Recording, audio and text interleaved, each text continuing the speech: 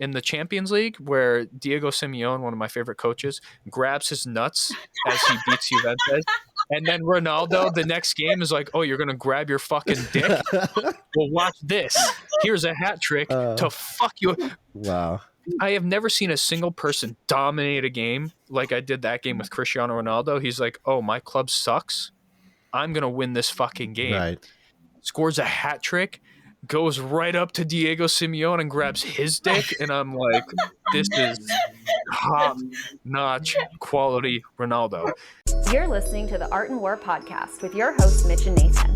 Mitch is a former airborne infantry squad leader who now spends most of his time coaching soccer. Nathan is a professional illustrator and an avid shooter with a couple of years of Canadian military experience. Together, they run the Seaburn Art page. Enjoy the show. Problem, though, with the MLS, they're not good goals even when they look like it because the goalkeeping and the defending is so shit that you're like, why are you getting all fancy and like doing this like outrageous stuff when you clearly don't have to? The defending and the goalkeeper is just so dog shit that like it looks better than it actually is, and it annoys me. Yeah, it's like in female football, the goalkeepers make them look good. It is though. Well, speaking of female goalkeepers, my sister is the only female goalkeeper I've ever seen at any level, be it professional all the way down to like kindergarten, that is capable of moving backwards and jumping at the same time. I don't know what the fuck it is. I have never ever seen a female goalkeeper that can backpedal and jump at the same time to make a save. I don't know why. It's because you bullied the crap out of her. That's why. that maybe helped a lot. I did do that with her while I was gone in Europe. I had my buddy who was a redshirt over in England, and he came back, and he was in the same area where we grew up. And I texted him, I'm like, hey, go take shots on my sister and just fucking drill balls at her. And like a level, like a men's professional player at that level can absolutely fucking drill soccer ball. So my sister is like, what the fuck? I can't stop any of these. And whenever I do, it like stings the shit out of my hands. And I'm like, good. You will never encounter that in your life while you're playing. So get used to that. So I had him just spend days just absolutely smoking shots. And now, well, not anymore. She was a nationally ranked keeper, the number one nationally ranked keeper like 2 years ago. Then she got hurt, fucked up her hip, and now she's back playing on a club. But yeah, I don't know what it is about women's goalkeepers and moving and jumping at the same time. They're so uncoordinated. Strange. It's ridiculous. It's and always the scores are so fucking crazy. It's like fucking 11-3 or something like that. It's just so stupid. I feel like you should have clarified, like if like I need you to drill her and just be like, whoa. You are holding a soccer ball. Okay, cool. Okay, I understand what you're talking about now. Awesome. Just in case. Oh my God. It was fucking soccer. Just in case, man. I don't know what's happening. No. It was soccer, and it was like it was training with women's soccer. I've coached a women's team before. I find that they aren't less talented. They're just not physically there. Like the physical difference is insane, and that's why it's a regular practice for like college teams or professional women's clubs.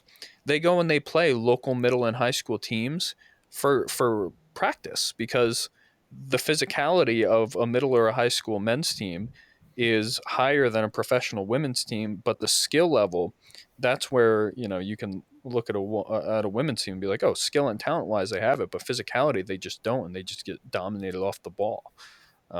So it's a very regular practice for that to happen. But when you say that, for whatever reason, people are like, no, that's sexist. But like any college coach or professional women's coach, like that is a thing that happens regularly. And I don't believe there's anything to do with sexism, specifically with the pay gap and all that crap that's been going on with the U.S. team, women's team. That's just so ridiculous. It's been debunked so many times over and over that it's clearly bullshit and that they get way more benefits than the actual men do. But no, we want equal. Why do you want equal pay? None of the men are paid equally in between each other either. Like, do you think everyone gets paid as much as, let's say, Ronaldo or Messi get paid? Fucking no, they don't. That's ridiculous. It's stupid. In such work conditions, you can't, like in sports, you can't be demanding for, you know, equal pay because you don't have equal skill. Not one athlete is the same as the other in any sport whatsoever. So it's fucking ridiculous to be sitting here and being like, oh, you're sexist, we bring in revenue. Half of your fucking stadiums are empty. What are you on about? People have to do campaigns like out of their way. Here Doritos is trying to give away free tickets for the Women's World Cup. Are you kidding me? Like, nobody watches it because it's not, like, I understand the physicality part. You understand that because obviously you've trained people. But on the other hand, when you watch a game and you just see that they don't think when they play, there's no tactic, there's no anything. Like, it's way beyond just physicality. It's just like, people just need to understand that not everything is for everyone. And it's so fucking hard to accept that for some reason. Well, the main difference between, just from a coach's perspective, between women's soccer and men's soccer, women will do absolutely everything you say to a T, and that's to the point of failure. Men will not listen to you to the point of failure. So, like, women, if you're like, hey, you're a striker, at no point should you be back defending in, like, the 18-yard box. You just shouldn't be. But then let's say there's a counter, and for whatever reason, she's the last line of defense. She will literally track the defender to the 18-yard box and then just stop and be like, my coach told me not to track into the box, so I'm not going to track into the box. Now, men, on the other hand, you're like, hey, this is your position. Stay in your position. And then they'll be on the other side of the fucking field and leave their entire side of the pitch open.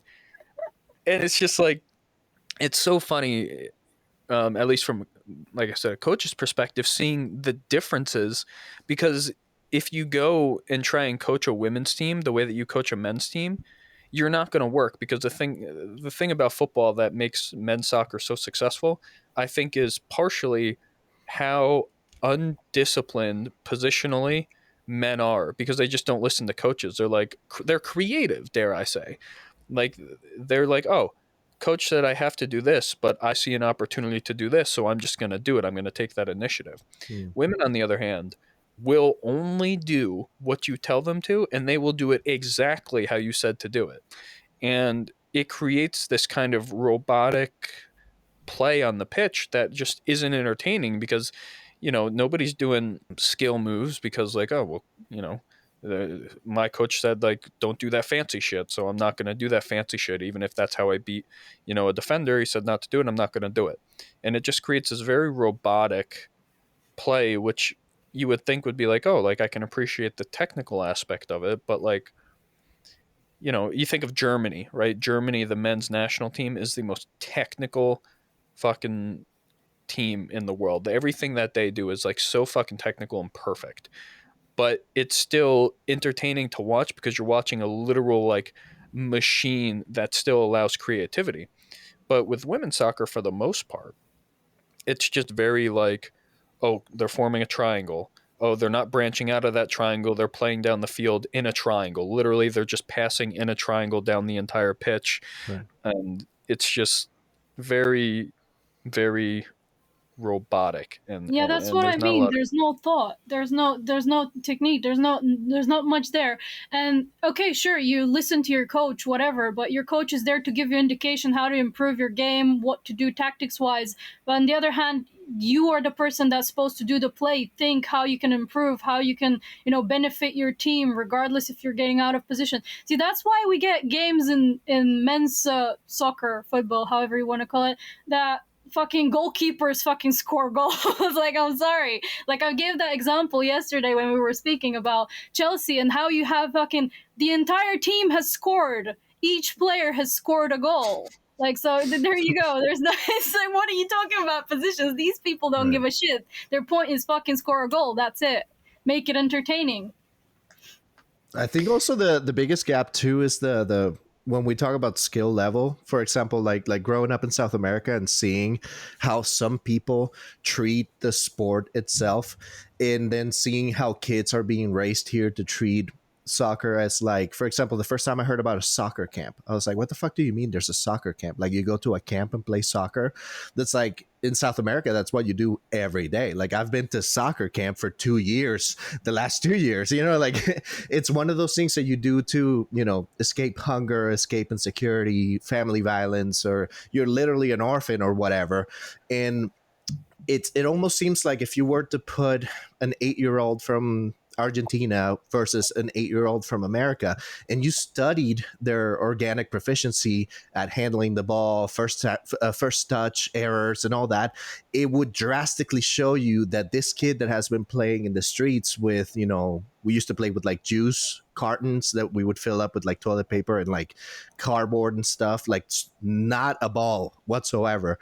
This kid would have such a much better understanding of space and time, first touch, how to control a ball better. Like there's so much that they have experienced through millions and millions of iterations of trial and error in street soccer versus a kid that, gets his cleats and he goes and only plays in grass and only goes and does it for an hour or two once a week. Right. So when you compare the level between the two, it's like this kid is going to be a monster at 12. And they usually tend to be Brazilian. Like if you look at footage from Ronaldinho or Neymar when they were like super young, those kids were like running laps around like people that were like 5 years older than them.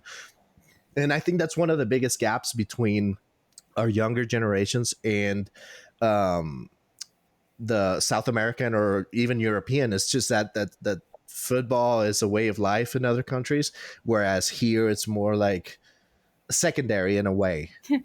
Yeah, well, you see that with like Brazilians in the favelas. They're very poor, and they don't play with any boots. They don't. They play on the street with, like you said, they'll fill up a juice carton, and they'll make a ball out of that.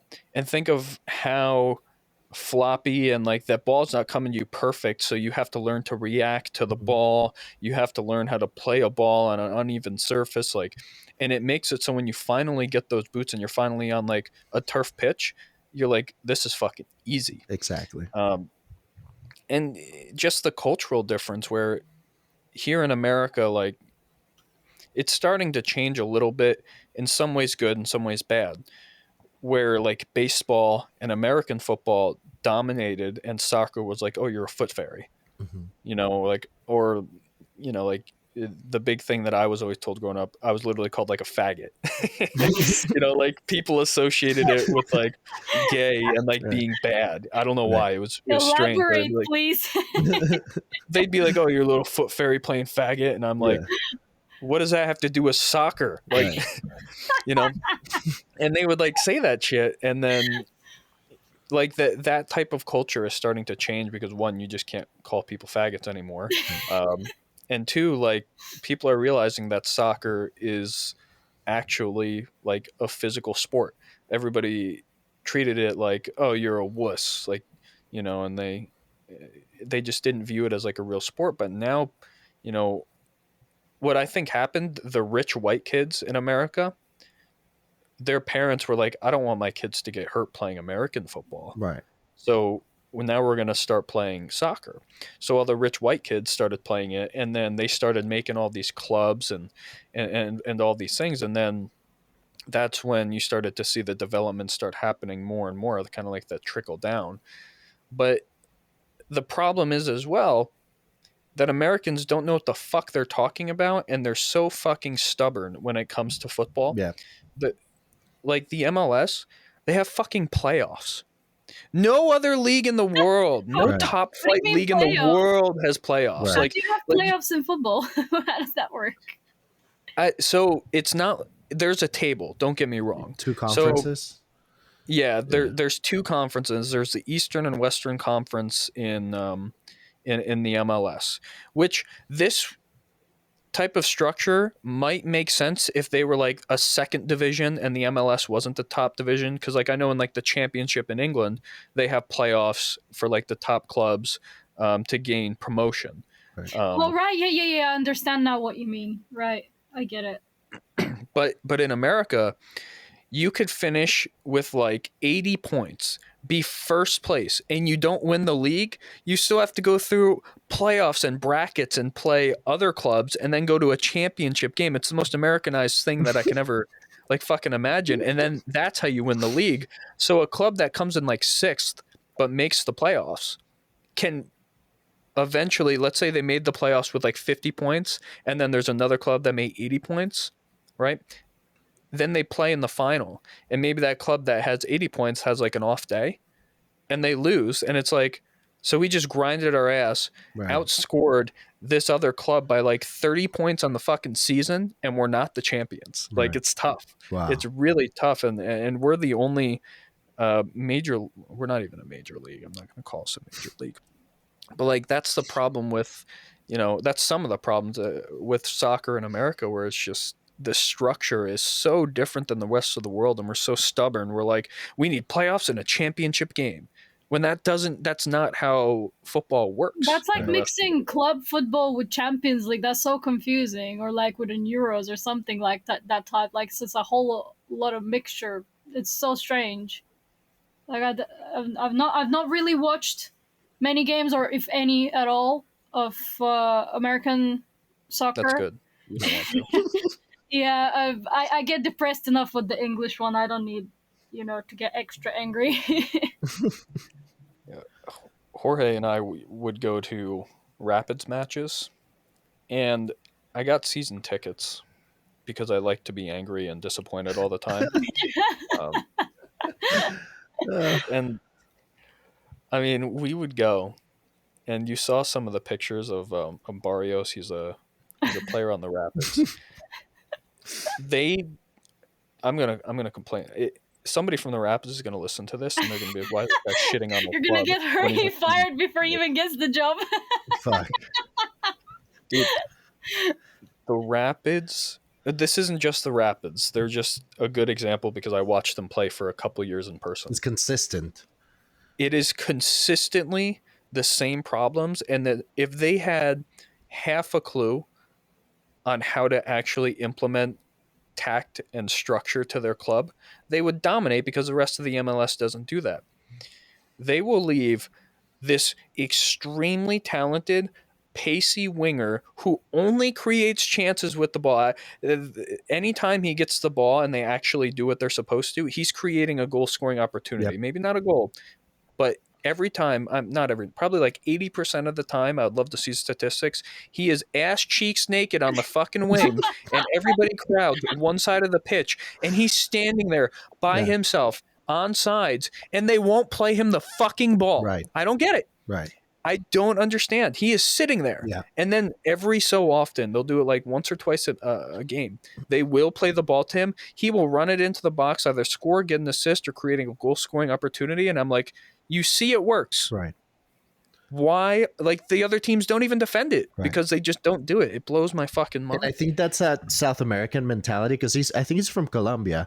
In the way that I see him use space and time, it kind of allows me to understand that this guy gets it, right? He knows that, hey, when these guys go to a throw in, they're all bunch up like it's peewee soccer, and they do that for the goal kicks too. Like, all of a sudden, when they're kicking a goal kick, you see that everyone in the field like huddles up to one side, which is the weirdest shit ever. But he understands that where there's space, there's time, and then he just goes and stands by himself. He could open a coffee stand at that point and sell Colombian coffee and treats if he wanted to, and then. The funny thing is that usually I'm against passing by memory, right? Like, knowing in your head, like, Barrios is probably going to be there, and just making a pass because maybe he won't be. And then the coach is going to chew your ass out, right? But consistently, he finds himself alone in the same area, to the point where it almost justifies making those, like, David Beckham, Roberto Carlos passes from one side to the other very accurately. And the funny part is that they can do it, because I've seen them warm up. You've seen them warm up. And man, Yarbrough the other day was doing some really precise kicking, where he was just handing it to, kicking it to one of his coaches. And it was very precise. Dude was controlling with the chest, bringing it down. Beautiful. And then they go and do a short goal kick when the game is actually happening. I'm like, what the fuck? It's so weird. It's the stubbornness of American football. Even if you have foreign nationals, even if you have a foreigner coaching, I don't know what it is, but there's something about football in America where you get there and 90% of common sense that you might know goes out the fucking window. Yeah. I don't understand it. You have Barrios ass cheeks naked the entire game and they refuse to play it. You have Yarbrough, the goalkeeper, doing, it's insane, Yeah. short goal kicks every single time, and the other team will start high pressing and they panic. They Right. don't understand. They'll be in high pressure and they're like, you want to know what I'm going to do? I'm going to lose the ball Yeah. instead of playing it out. Bro, and their morale is getting bad too. I don't know if you, on the last game against Austin, there were some like serious defender issues and stuff. And then the game before, the game of the 4th of July, I mean, every time that the other team would score, it was like all of them would look at each other and start like pointing fingers, literal pointing fingers, like, you dude. Like this one dude was like, oh, I didn't hear. And it's like, well, if you didn't hear shit, then that means you probably should have cleared the ball, right? Like, what's your SOP for this? Like, either he says mine or everyone yells clear it. Did you guys have a system in place? So that Uh-oh. Oh, your audio cut out. He was on a roll. Yeah, he was. Oh, Nope, no. you're still gone. Oh, we lost Jorge. Hey, do you guys like war belts? Well, let me tell you about a super high military grade Army spec war belt from one of our most near and dear sponsors, Advanced Warfighter Solutions.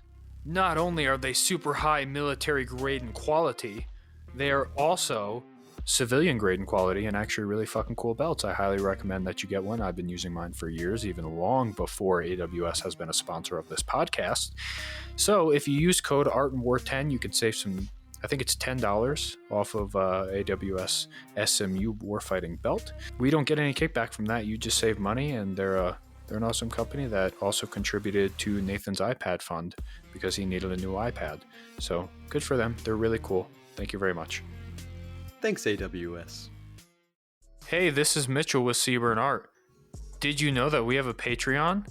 We do have a Patreon, and there's a ton of cool things there. Super cool things, and Nathan's going to tell you about them. Hey guys, Nathan here from the Art and War podcast, here to tell you about Patreon. There's a 24-hour Korean massage parlor several blocks from my house, and I go there for happy endings. It gets pretty expensive, and I need you to donate me money so I can continue to serve my dark addiction. Not only can you help Nathan get hand jobs from Koreans, you can also help us continue to improve the quality of content that we do. You get merch now after a couple months of being a Patreon subscriber, which is cool. We also have stickers, and we also have high-res downloadable targets that you can download, send to Staples, and get weird looks when you print them out to bring them to your range and shoot. Also, all of our guides are downloadable, high res, so if you want to print them out and make a cool little book, yeah, you can go for that too. You can find our Patreon via the link in this episode's description or in the Seaburn Art page's bio on Instagram. Now let's get back to the show.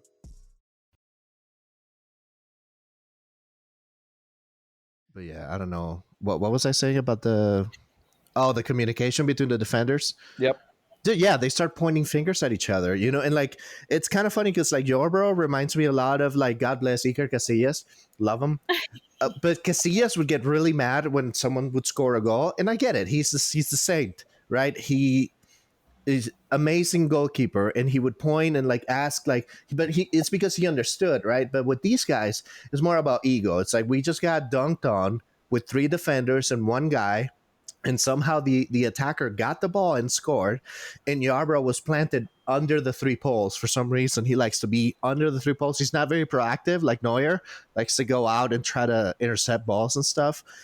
But then once the other team scores, it's like immediately they start like finger pointing at each other. And to me, I'm looking at that and going like, dude, you're in front of your like supporters right here, pointing fingers at each other. To me, that looks terrible. Right, because you all should be embarrassed. That was a terrible goal that you just conceded. Stop pointing fingers at each other. Just be like, all right, gather yourself and be mature and just fucking keep going. And that's one of the biggest things that I'm like, dude, the unit cohesion of those guys is just not. It's not very good. Well, it goes back to the complete lack of structure, and I think they're getting frustrated with each other because some of like Abubakar and a couple of those other players, they grew up playing the right way, and they know what they're doing. But like I said, I don't know what it is. Players get to the MLS and all common sense out the fucking window. Right. Offsides traps? Nah, we're not going to be a unit. Right. Defending as a team? No, we're going to defend as individuals. Like, right. It just goes out the fucking window. And like you brought up Casillas. I'm going to bring up Gigi Buffon, who's a better goalkeeper than Casillas. Your dreams. You got to think of you think of Gigi Buffon, he would yell at his defenders. Right. But let's look at who his defenders were. He had Chiellini, right. Barzagli, and Bonucci, who were some of the greatest defenders, to ever live, and the greatest goalkeeper to ever live. And they would yell at each other, but it would be effective communication because they all know what they're talking about. They all have played together for years, both club and country, and they all get it and they all understand it. And if somebody's fucking up, they hold each other accountable. Right. But the thing with the MLS and the thing with the Rapids, they aren't accountable for each other. They're just blaming each other, and they're just yelling, and it's not effective communication. It's just, I'm angry, I'm going to yell at you. Right. Right. To save face with the fans and in camera, they're just like, look at how angry I am. This means that it wasn't me, because look at how angry I am. I'm the first one to scream, so obviously I know what went wrong. And it's like, you're also part of the problem, Yarbrough. You could have come out and caught the ball. You could have said something, Yarbrough? Yeah, no, definitely. But circling back again to Casillas, who, by the way, he is the best goalkeeper. I don't want to hear it from you. But wrong. Yeah. She's holding that Champions League over our heads so hard. I'm not backing up. But aside from the obviously pointless argument we're having, he, as you said, Buffon was angry at those specific defenders. But when you think about it, at the time when Casillas was playing, let's say for Real Madrid, it was so fucking highly intense, and it was so at such high stakes. We're talking about, these are incredible games, including World Cup. Including World Cup, which was incredibly emotional for them. Right.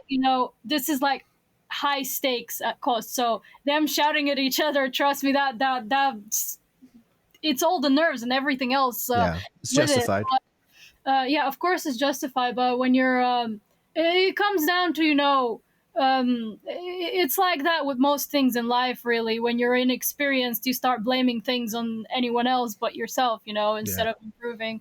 Is the case. Did you guys tell me that Bale is going to MLS? Yeah. Bale and Chiellini now play for LAFC. Wow. So pretty much Bale is going from one Tottenham to another.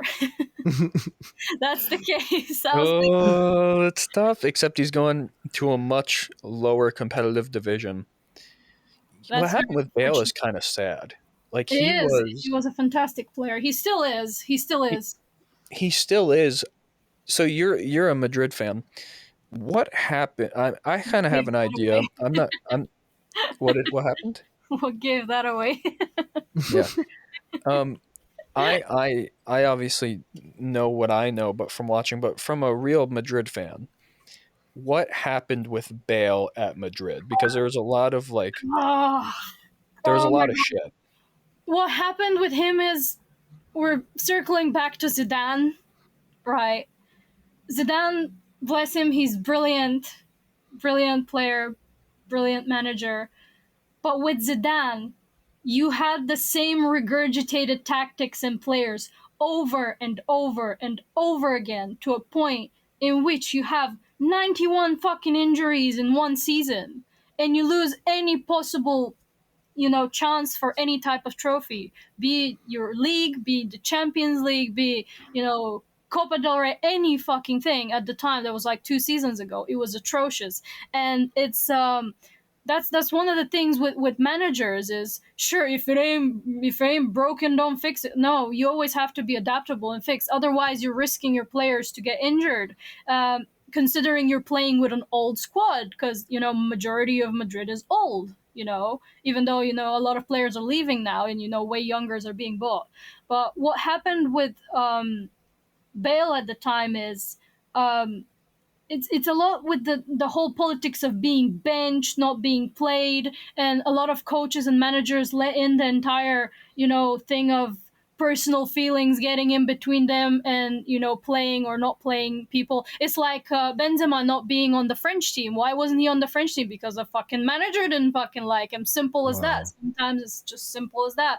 And you're just lacking on good players because of that. And to me, in my opinion, Bale being benched for so long and not playing was a waste of a good fucking player. Obviously. Like Michael Owens, remember that shit? Madrid bought him, and then he just sat there the entire time that he was. Imagine that. It's the case with our players when we were under Zidane. It's just like, let's play Marcelo. Let's fucking torture the hell out of Modric because he's one of our best players in our history. So why the fuck not? Right. Let's do that with Toni Kroos. Let's do that with Ramos. What happened with Ramos? Fucking incredibly bad knee injuries. He was out on major tournaments, and we lost a shit ton. Incredibly important matches. It was just a whole mess. Like, he's in PSG now, right? Sorry? He's in PSG now, right? Unfortunately, he is because that sucks. But see, that seems to be the constant with Madrid. It's like they always throw their stars to the garbage, and that's what they did to Casillas. Yeah, I have to disagree with you a little bit when it comes down to Ramos specifically and a few other players. People always say, "Oh, Madrid disrespects their players." Yeah, but on the other hand, you have a player who is arguing over salary when he's older and he's not performing as he used to perform, and you have to think about the club's finances. That's why Barcelona is in the state they are right now, and Madrid is not. Because as our, Papa Perez says, no player is bigger than Madrid. And I stand behind that. No player is bigger than the club. No fucking player should think that they're above the club and that they deserve more than whatever they're being paid. Unless, it's like extremely, underpaid or whatever it is. But with Casillas, it was about performance, because I remember that they let him go because he was just underperforming, right? Yeah, no, but the thing is, at the time when he went from Madrid to Porto, he was developing heart issues that were, slowing him down, that were making him significantly weaker, and he wasn't quite aware of that when, we had the scare a few years ago when he had a heart attack. It was very unfortunate, but that was down to that. I disagree with that. I'm not saying they haven't disrespected players, but a lot of the times when people bring that up, usually it's because of salary disputes, people not wanting to lower their salaries. Sure, they're complaining, but look at this now. Even not at our best, we're still winning Champions Leagues. Right. So, and Ronaldo, I think Ronaldo wanted to be treated more as some sort of superstar, like a model. In the social media model that Juventus has over Real Madrid, it's just so much better. Like, they treat their players like they're superstars, which they are, but they also showcase that on social media, and like their media is just fucking incredible. Whereas with Madrid, it's just you show up and watch them play and they're cool, and then that's about it. You're not a single player. I don't understand this special treatment for single players. Like, it's ridiculous. The same goes for obviously Ronaldo, Messi. A lot of fans, a lot of Real Madrid fans will just not fucking let go of Ronaldo. Just fucking move on, okay? We're still doing great without him. We won more El Clasicos since he fucking left. He wasn't that fucking beneficial on some points, because he has a sense of selfishness on the field, and you can't deny that. Obviously, and when you're talking about football, you're talking about team play. You're not talking. You still focus on individuals, sure. You focus on individuals, but you're mentioning on the social media sense. So why the hell should a specific player be more praised than any other player? Everyone's a key player in the game. At least that's how I feel about it. Mitch is huffing and puffing. He's not happy about it. Well, I'm huffing and puffing over a few things. Madrid, the way that I know that Casillas was developing a heart problem, but there is a more. It's a very good approach by Madrid. I want to preface anything I'm about to say with, I understand why Madrid does it. It's a business. They're a very successful club. That being said, there has to be a more appropriate way to go about getting rid of some of these players for their club. I mean, they did it to Casillas. One of the most egregious things they could have done, I understand the Casillas thing. One of the most egregious things that I have ever seen Madrid done was their treatment of Keylor Navas when they brought in Thibaut Courtois. I agree. I agree. Keylor Navas was not underperforming. No, he wasn't. Keylor Navas was not asking for more salary. He won how many fucking Champions League just off of a Champions League season where he was clinical. Right. And they go and they're like, yeah, but Thibaut Courtois, the 6'6" rig from Belgium playing for Chelsea. So cute. He's not as good as Navas, though. In my opinion, at least. I don't see it. Like, he's made so many fucking rookie mistakes over the years. Horribly dumb passes, like straight into the fucking, enemy players, and they're fucking scoring at us. Stupid, ridiculous goals in combination. He used to do it all the time with Varane. Every fucking time was stupid ass passes and like rookie mistakes that you don't do as a goalkeeper when you're playing for one of the best teams in the world, do you?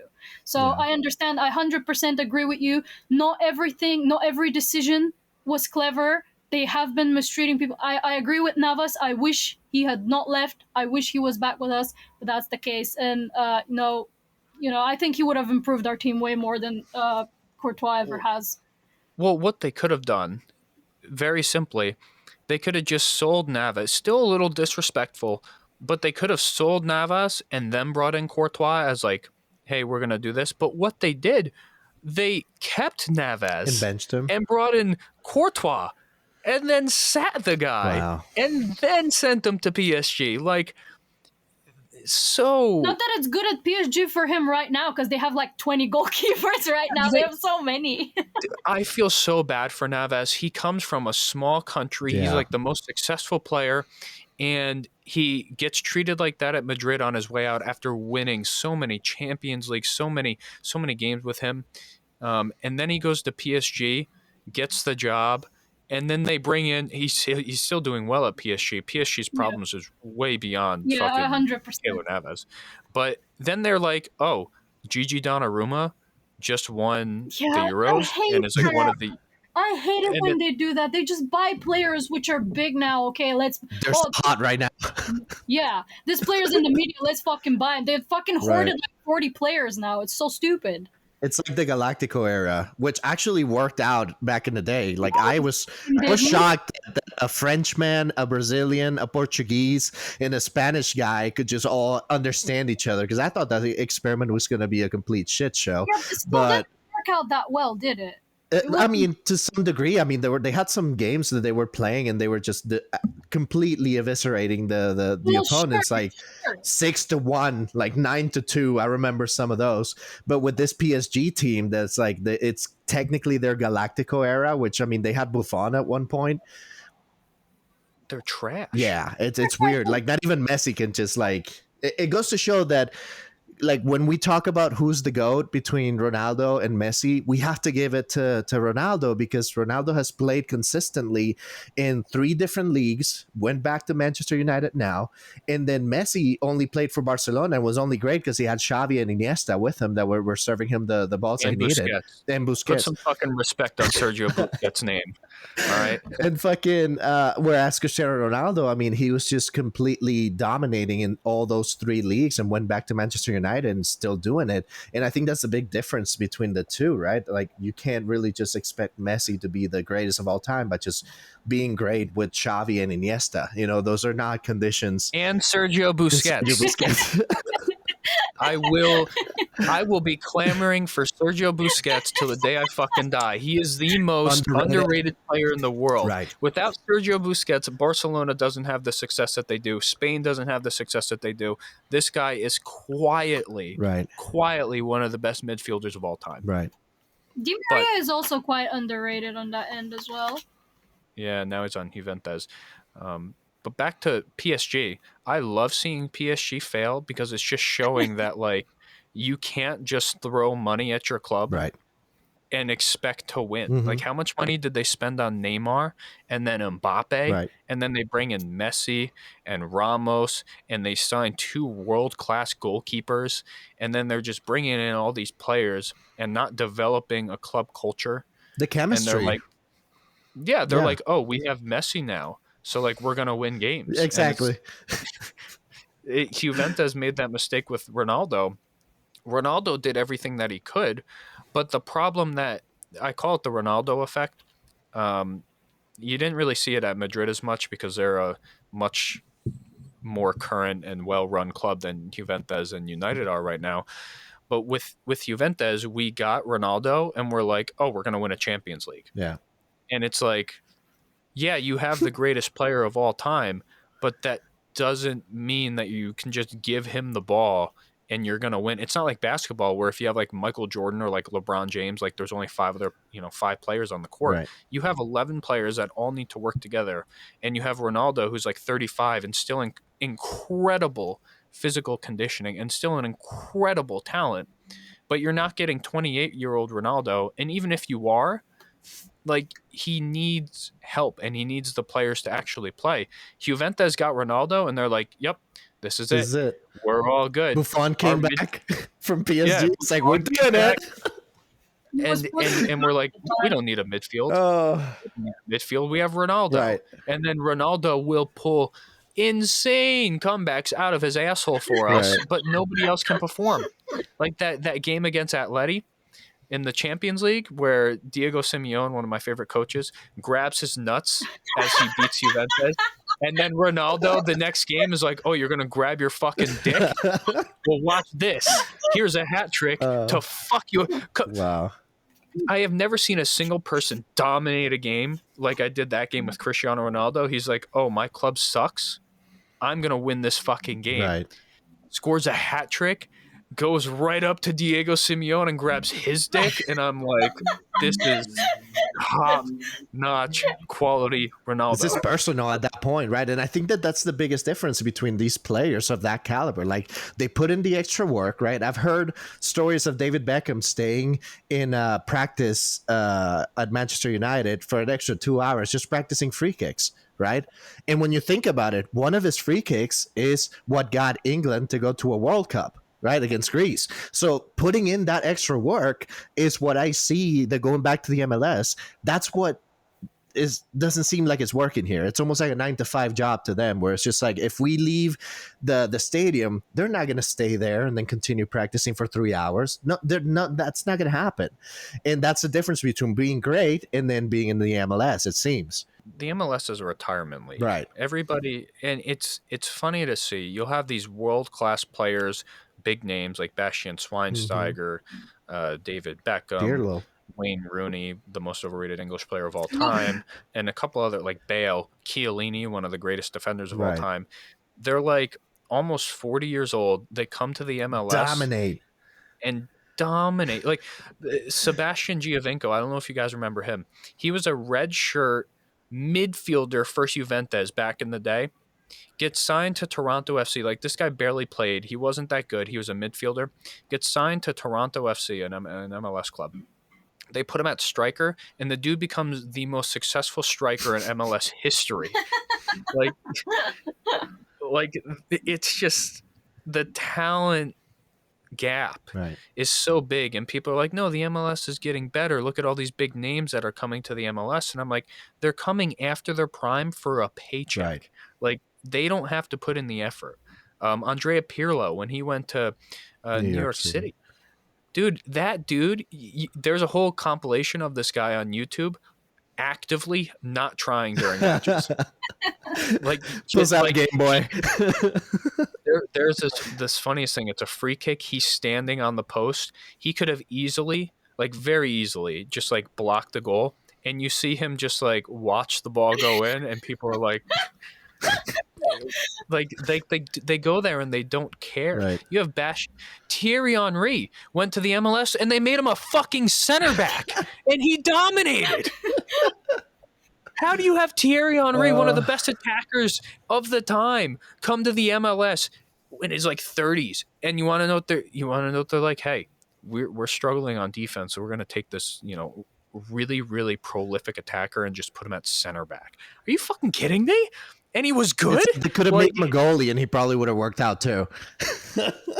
Just the talent gap is so incredibly big, and people get in their head that they're like, no, we have big names. We have big names here now. Like Messi already has a deal to come to the MLS in like 2 seasons. Wow. And like, don't get me wrong. It helps the like, economy.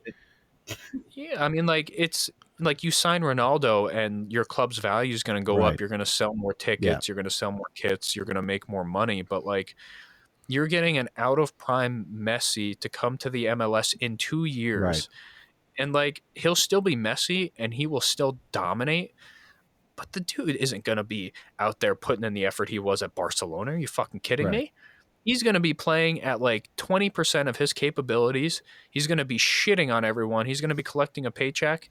And then he's going to go retire back to fucking like Argentina or fucking Spain or wherever he wants to go. Like, it's not like, that's just not, you have to develop your domestic league and players domestically to make your league good and successful. And you have to not have playoffs, and you have to not, I could rant all fucking day about the United States and their poor quality of football. What about Zlatan? Wasn't he in Galaxy or whatever? I was gonna say, we gotta give props to Zlatan because he's the only one that went to MLS and tricked us into thinking he was retiring, and then he was like, you know what I'm gonna do? I'm gonna go play real football again and continue to dominate, and that's exactly what he did. Wins a trophy in the Serie A. Insane. The dude's insane. He's like, he goes to the MLS, he stays there for like a season, scores some insane. I say they're insane just because there's a lot first match, yeah. insane goal that he scored against Galaxy, incredible. And then with Galaxy, he's like, oh, what did he post? He posted something. He's like, I came, I conquered, and now I'm going to the Serie A top 5 league in the world, to AC Milan, and I'm gonna win AC Milan a title for the first time in like fucking 15 years. And the dude's almost 40. He's hysterical. For his size, he scores impressive goals. I give him that. Yeah. I love Ibrahimovic. You watch his highlights at like Ajax when he was real young, and the dude was slicing and dicing on the ball, which is incredible for somebody that big. Yeah, he's an incredible, incredible player.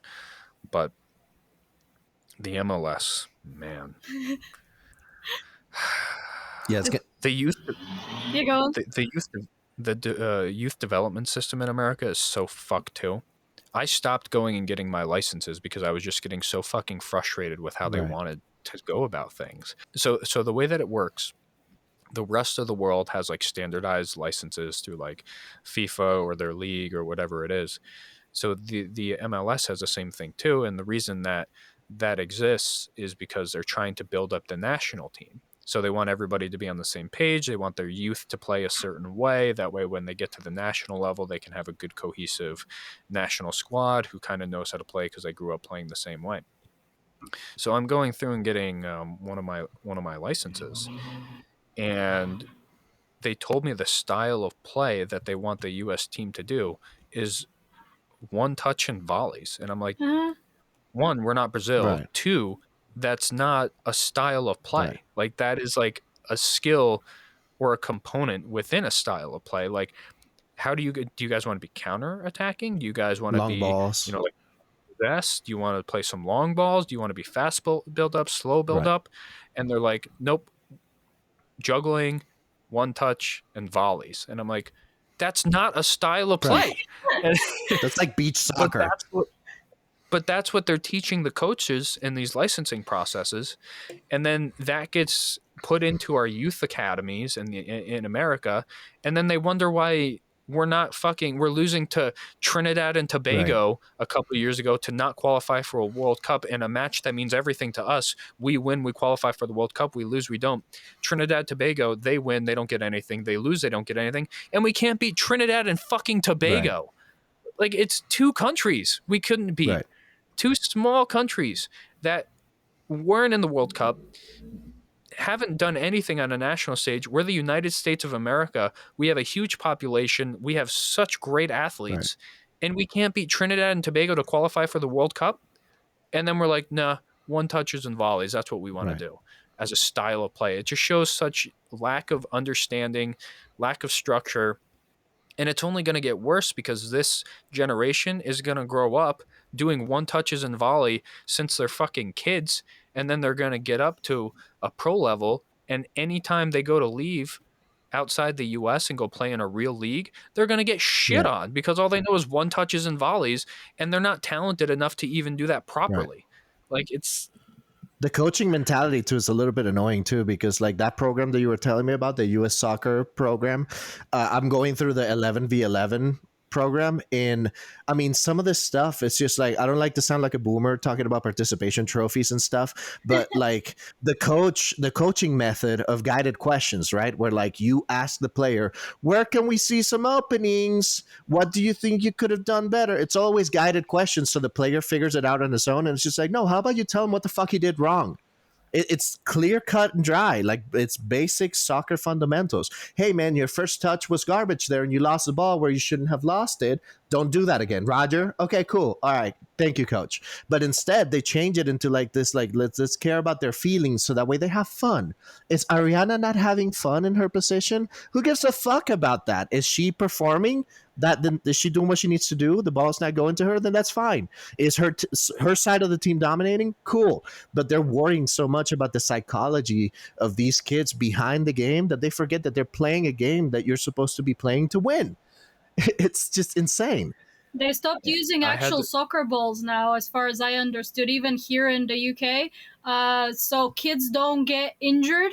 So they use like, I'm not too sure what they use, but something else instead, so they don't get like head injuries and stuff like that. It's so stupid, that this is never gonna, create good players. This is, what's the fucking point? You have one side of people that are like, oh, don't injure my kid, and then you have the other side of fucking fans that are saying, oh, football is for pussies, they never get injured. That's so ridiculous. And it's like, you need to build their physical performance, and like they need to build immunity to all of this stuff, because at the end of the day, people can say, sure, football is for pussies, is because of divers. It has right. this reputation because of fucking divers, but right. Everyone does for their team whatever the fuck they can so they can win a penalty, so they can win points, they can win a goal. We understand that, most people don't. But on the other hand, you do have the physical part, which is, it is a dangerous sport like any other sport. This is people running at incredibly high speeds, and the impact of everything, even a slight lick can actually injure you quite badly. But and when you have your kids playing with you fucking balloons or whatever the fuck they're playing with, you're not playing them with soccer balls. You're not letting them, push or kick or punch or whatever, they want to do. How is that going to build any, good player whatsoever? Of course, they're all going to end up, being pussies or whatever people want to say there are. That's one thing that we probably need to do as a service to the listeners. I feel like we should do some sort of kind of like Mythbusters when it comes to like soccer and football and stuff, because it's like a lot of people think that these dives and I get it, like selling a foul is an art form, right? As an Italian, we know how to do it. It's a tactical decision. It doesn't look good when you're like Neymar and you're rolling down the pitch like a fairy just rolling down, just selling it out. Yeah, that's awful. There's a lot of sketchy stuff that happens in soccer, but whenever you get a cleat that clips you in your tibia and it's super fast and you don't see it, and all of a sudden you see that a player falls down and they're holding their tibia and it looks like it hurts, just wait until you see the slow-mo. Before you call them a pussy and you think, oh no, they're just like diving because this is soccer, just wait until you see the slow-mo. And once you see the slow-mo, you can see, oh yeah, that's a full set of cleats that landed on the top portion of his foot.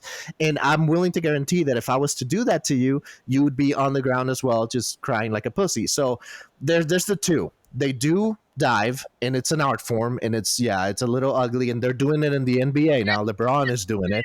They're still perfect. I was just gonna say. But at the same time, whenever an injury does happen and it happens very quick, just do it for me. Just wait for the slow-mo and then see if there was contact. If there was contact, I'm willing to guarantee you that it was probably nasty, and that's the reason why that person's on the ground. And if it wasn't, then that person's selling a foul to try to get someone like Cristiano Ronaldo with a yellow. So now they have to be extra careful so they don't get kicked out, or even a red. Dude, that happened at the Rapids game the other day. A ball was coming out. This guy kind of had his cleats forward, which is a little bit of a dangerous play. And then the Rapids player went to kick the ball, knowing full well that those cleats were presented. As he made contact, he saw the fuck out of that foul. And guess what? That dude got a red card, and then the Rapids got super lucky after that. It's tactical. A lot of people don't understand that. Yeah. Well, And two things I want to mention with the concussion thing, I get up to a certain age. I understand it because you don't want 6-year-olds getting concussions. Like, I get it. But there has to come a time where you have to realize that heading the ball is part of the game. And there's a certain inherent risk that comes with playing sports.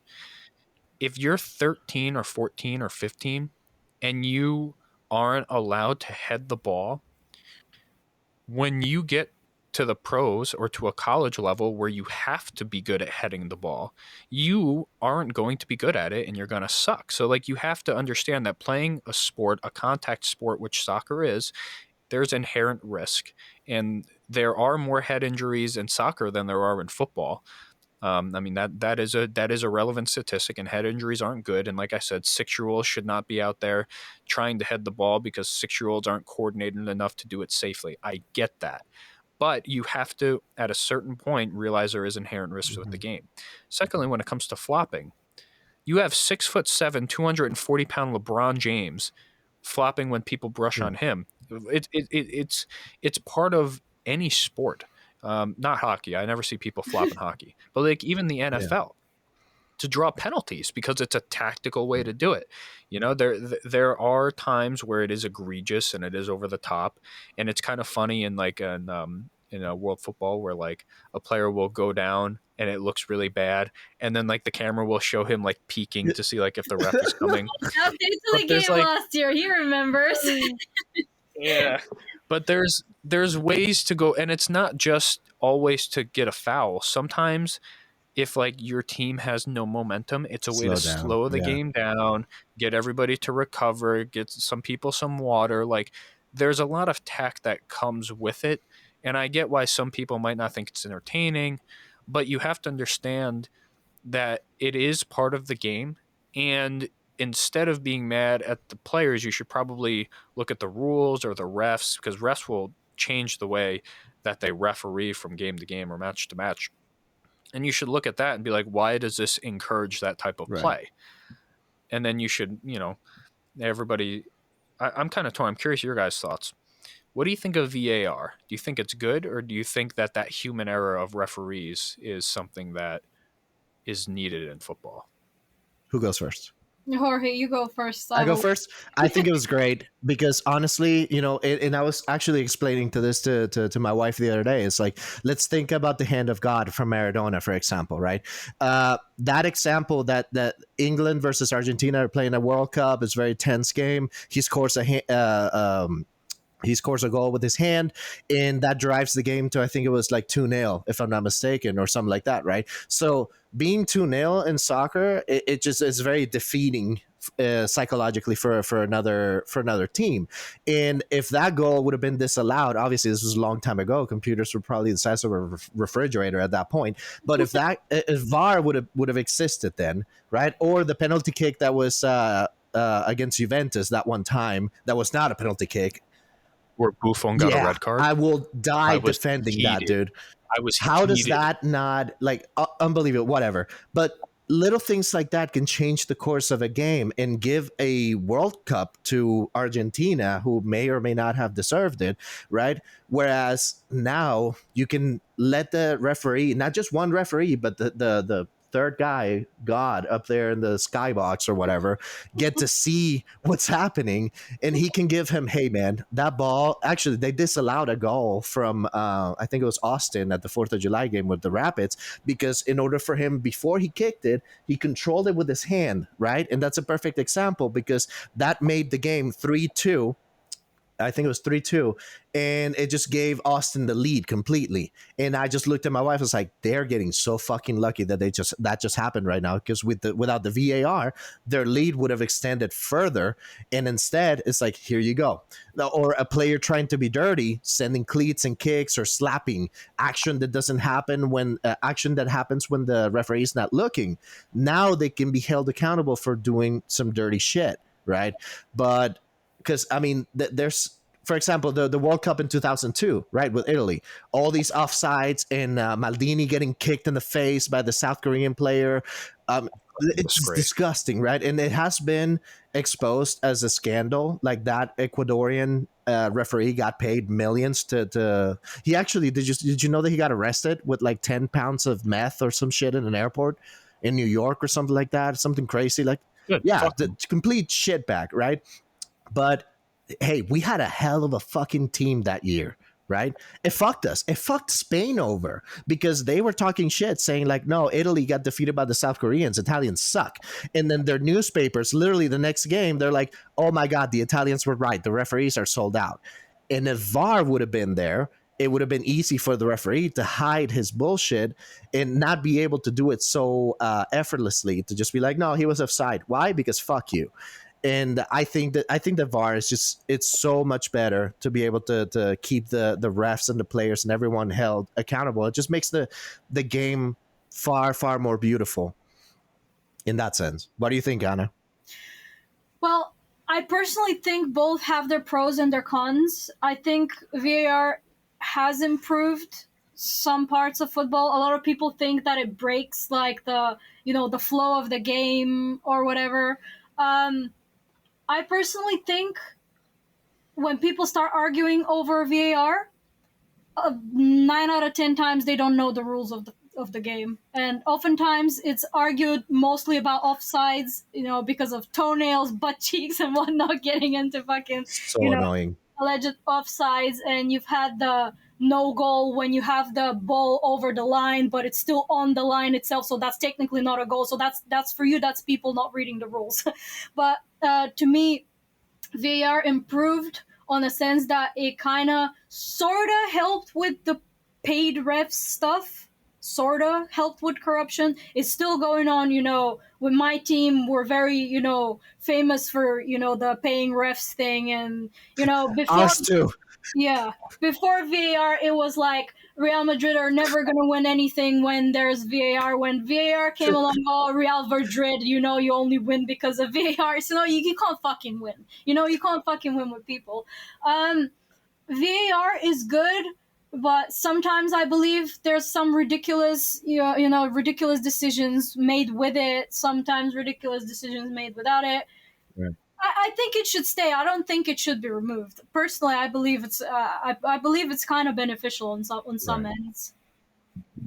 Yeah, I think it makes refereeing more consistent, and that's, I think, a frustrating thing in any sport where you watch and you just see inconsistent refereeing, where like one time it's a foul for one team and then it's not for the other, and then they try and make up for that later by calling something that's not a foul for that team, and it makes it so the refs can make the game less about them, because that's a big problem sometimes, where you have referees who think they're the star. They're the fucking star of the game, and they have to make all these stupid calls. I'll use a good example. Recently, I went to a local soccer match, and this referee was yelling at the players. He's like, players because they were talking shit to each other, but they were like, it was like a U17 club. And the players were talking shit to each other, as players do. I mean, like, you talk shit. It's a competitive game. You're at a competitive club. Like, you're going to talk shit. Like, it's all about, like, the mind games. Like, Zlatan is famous for doing it. Getting in people's heads, making them cause fouls. Like, it's a very tactical thing. Or they just like to talk shit.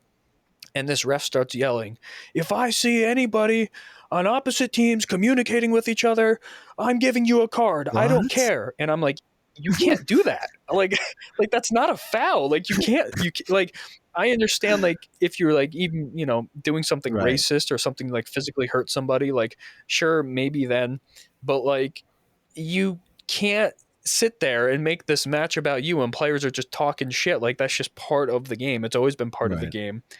And then he gave a kid a yellow for sellying after scoring a goal, and the selly wasn't even egregious. He just he didn't even do like a fucking triple fucking cartwheel backflip. He just pointed to the back of his kit and just like ran past like some players, and they were like, there's a ref runs right up to him, gives him the yellow. He's like, excessive celebration, and I'm like, dude, this game isn't about you. Like, this isn't about you and how you feel about players talking shit. Like, you can talk shit, you can sally, that's part of the game.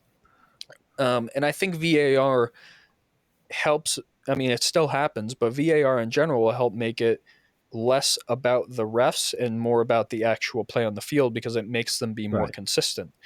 There's one example in the NFL last year I was watching. I'm a big NFL guy as well. This guy who played for the Chicago Bears, he was like a backup linebacker who got cut by this team, the Steelers, and he was playing the Steelers, and he made a big play for his new team. And at half field, just looked over at the sideline, didn't say a single word, just looked over, didn't flex, just kind of looked over there. And the ref threw a fucking flag and was like, taunting. And it's like, what the fuck do you mean? He didn't say it. They zoomed in. And I felt so bad for this guy because it gave the other team a first down, and it ended up like costing his team like big on that drive. And I just remember thinking, I'm like, how the fuck, one, is that taunting? And two, like, why are we making this game about the fucking referees? And it happens all the time in football because they have so much control of influence, because a lot of things are, like at a referee's discretion, like playing an advantage, that's like at ref's discretion. How long is an advantage? How short is an advantage? And it depends on the foul, how much additional time is added, how much isn't. And I think VAR in general, while it can be frustrating when it negatively impacts your team, I think overall is good for the game. I think there's some tweaks to it. Like, I know that technically in the rules, offsides is like any part of your body.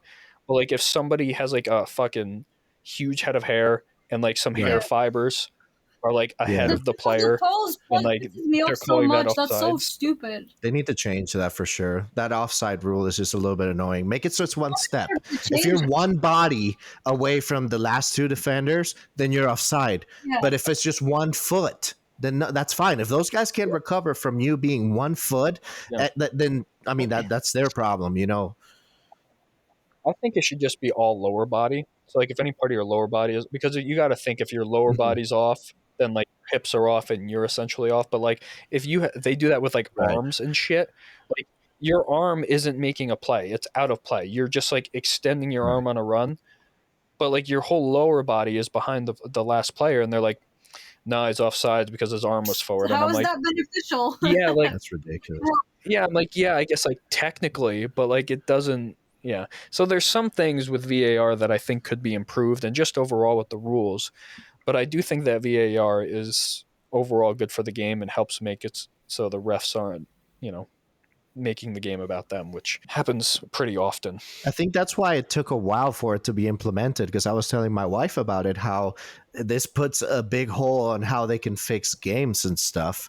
But outside of VAR, on the group chat, Anna was talking about parking the bus. And that's one thing that as a coach, I wanted to ask you, because she knows about Catenaccio, it feels like. How do you feel about Catenaccio and the Italian style of play? If you have the right players to do it, it's a very boring way to guarantee a win. If you don't have the players to do it and you try to implement it, it's a good way to guarantee yourself a 1-0 loss. So like the Italians in the Catenaccio way. So those who don't know Catenaccio, that's like the Italian. I don't even know what that translates to, but basically it's like park the bus. So everybody's going to sit back on defense. And you're going to defend, and then maybe you get like 1 or 2 goals. The reason that worked for Italy and Juventus for all these years is because if you look at Italian defenders over the last like 30 years, they have been all-time greats. You have Maldini, Chiellini, Nesta, Bonucci, all of Gigi Buffon. Like you have all of these world-class top defenders in the world, so you can just sit on your ass and take shots, and you're going to be fine. That's how you play. And what that does over the course of the match, it pisses off the other team. They're like, we're getting all these shots and we're not scoring. So then they start coming further and further up, playing a higher and higher line, getting more and more frustrated. Meantime, Italy and Juventus, they're just sitting there chilling. They're like, yeah, I'm comfortable sitting here defending because I have the best defenders the world has ever seen. I will do that all game. And then while they're getting more and more frustrated and they're attacking more and more, they're playing a higher line. Eventually, Juventus is like, or Italy is like, oh, by the way, we also have Del Piero. So like, we're going to go score now. And then they go score out of a team that's out of position. So it's very, very good if you have the right players to do it. But the problem is with coaching in general, people always refer back to like that 2010, 2011 Barcelona, and they're like, I want to play this style of football, or I want to play that style of football. I want to play Catenaccio, or I want to play like that 2011 Do you have Barcelona the team, or I skills to want to back be it like, up? yeah. And it's like, okay, well, you're not going to play Catenaccio the way that Italy plays it because you don't have 5 of the best defenders in the world. Like, you're not going to play like Barcelona because you don't have Xavi, Iniesta, and Sergio Busquets in your midfield and Messi up top. Like, you can't expect players who aren't at that level to play this very specific style of play that was successful only because they were all so incredibly talented. So I think a lot of coaches struggle with coaching to the players that they have versus the players that they want.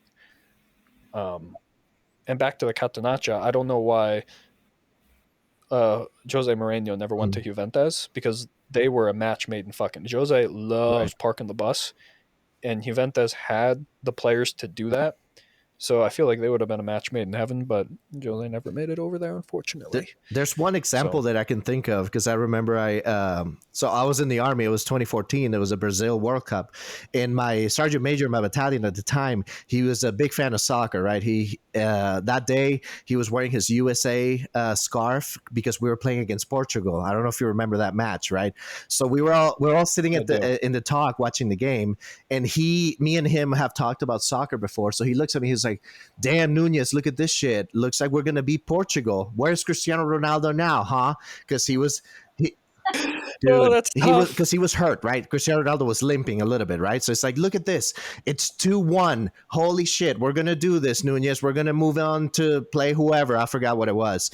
And then I look at him and like, hey, Sergeant Major, with all due respect, Cristiano Ronaldo might be injured, but he's like, just because a lion is limping doesn't mean that it can't hurt you anymore, right? And if it was me, honestly, what I would do is I would do the Catenaccio thing. And he kind of looked at me like all weird. It's like, what the fuck are you talking about? And I explained to him, I was like, what the U.S. needs to do right now is every time they get the ball, they need to destroy the play psychologically. Need to kick it the fuck out. Do whatever it is that you can to slow down Portugal, because 2-1 is not a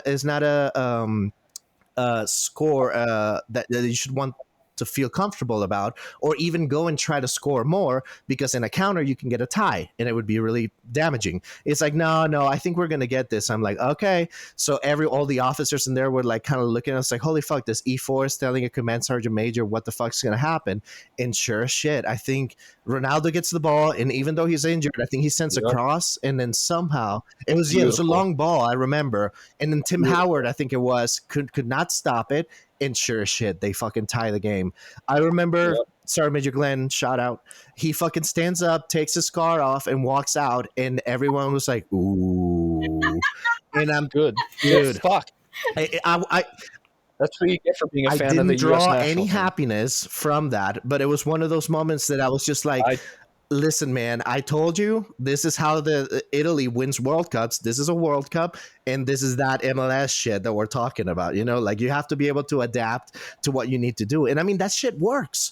I remember I was in South America. There was a Nike competition of futsal, right? And we had one player get ejected, and this is 5v5. It's hard ground, and then one of our players gets ejected on this game that we're playing, and then that means that on the next game he's not playing, right? And when you're playing 5v5, showing up with 4 against 5 in futsal is suicide. So my team was telling me we should just not show up and forfeit, and I was like, listen, guys, before we consider that, there is one way we can do this. And then the Italian national anthem started playing in the back, and everybody was like wondering what the fuck, right? But then I explained to them, I was like, you guys need to listen to me very carefully, and we might be able to pull this off. And sure shit, every time we start the game, I kind of like bunch them up, like the Murcielago technique, where everyone holds onto the pole to try to make it so they don't score, And sure shit, man, like we tried our best. Every time that I got the ball, I told, hey, dude, kick it the fuck out. And they would look at me like, what are you talking about? We need to start playing. I'm like, nope. And sure shit, we make it all the way to the end, 0-0. We go to penalty kicks. And I wish I was making this up. we all scored. They scored theirs too, and it came down to the very last penalty kick. I was the goalie, and I catch this shit, and it was like slow mo. And I wish I was making it up because the next thing that I did to celebrate was super cringe. I drop the ball, and then I leave the. I start running. I run out completely. I didn't take my shirt off because I was kind of fat, and. And then I realized, like, no one's celebrating for me. Why did I run out of the field? Like, it was like a bus full of naked women are gonna like receive me or something. Like, it was so uncomfortable for me to just like pull the win of a lifetime and then leave, run out completely. Like, yeah, we fucking did it. My team is still celebrating in there, but I'm outside alone like an idiot. And I'm like, well, this is how I ruined it, the greatest moment of my life. And I just walk out like an idiot, wearing my gloves. And people are like, why are you sweaty? Where are you coming from? So then I went back and they all looked at me like, damn, dude, you're right. And it's like, yeah, Catenaccio works. Just don't be an idiot and go out and celebrate on your own like a weirdo. Catenaccio is a beautiful style. That's kind of why I like Italian football in the Serie A.